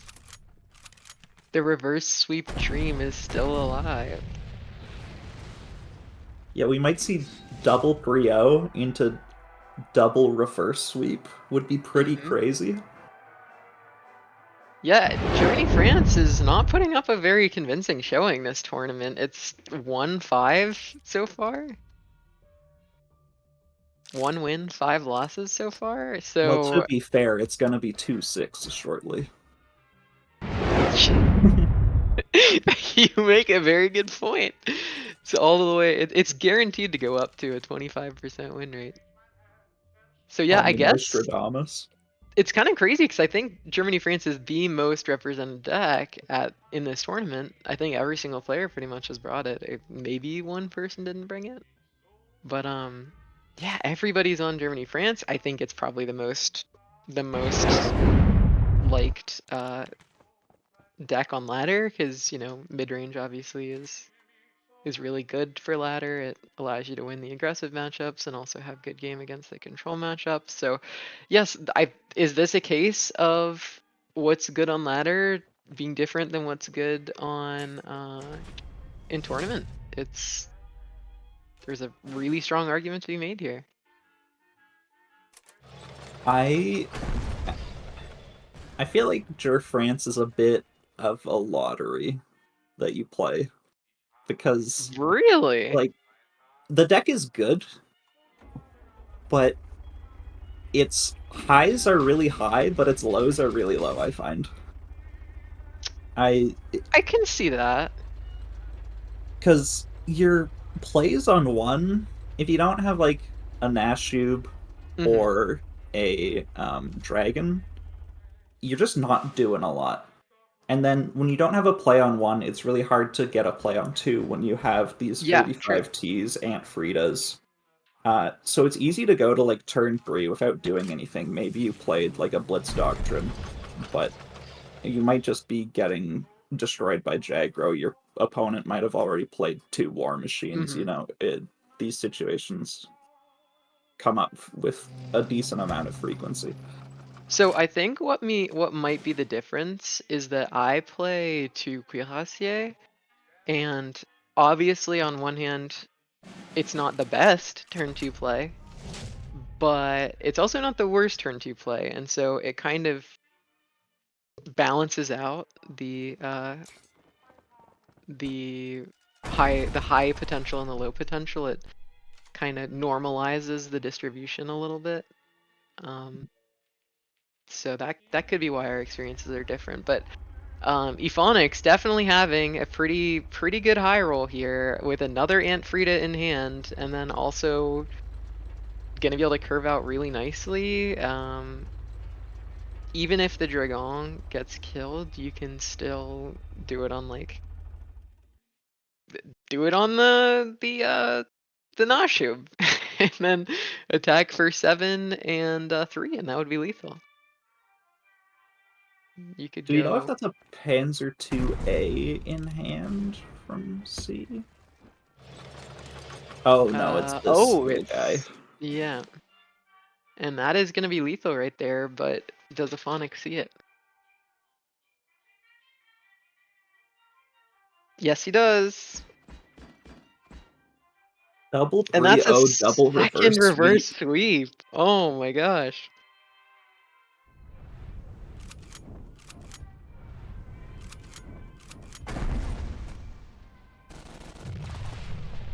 Yeah, going first in this matchup, very, very, very helpful.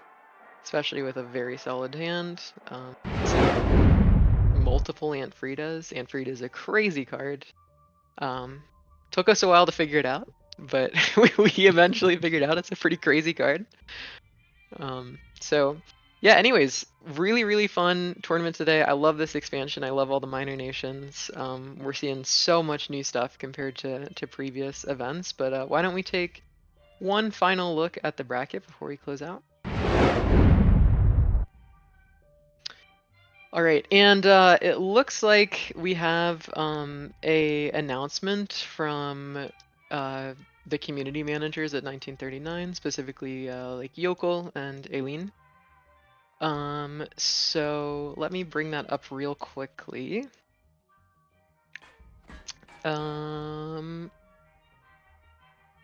If you have it up, Berto, you can read it.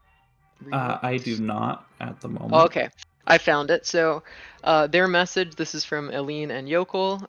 They said, unfortunately, Cyrno has been disqualified for screen sharing during his first round matchup. This is a violation of the tournament rules, and as a result, his opponent, Azim Tazim, will be advancing to the final 4. That's a direct quote from them. So unfortunate that ended up turning out like that. Obviously, we want to see good games between players.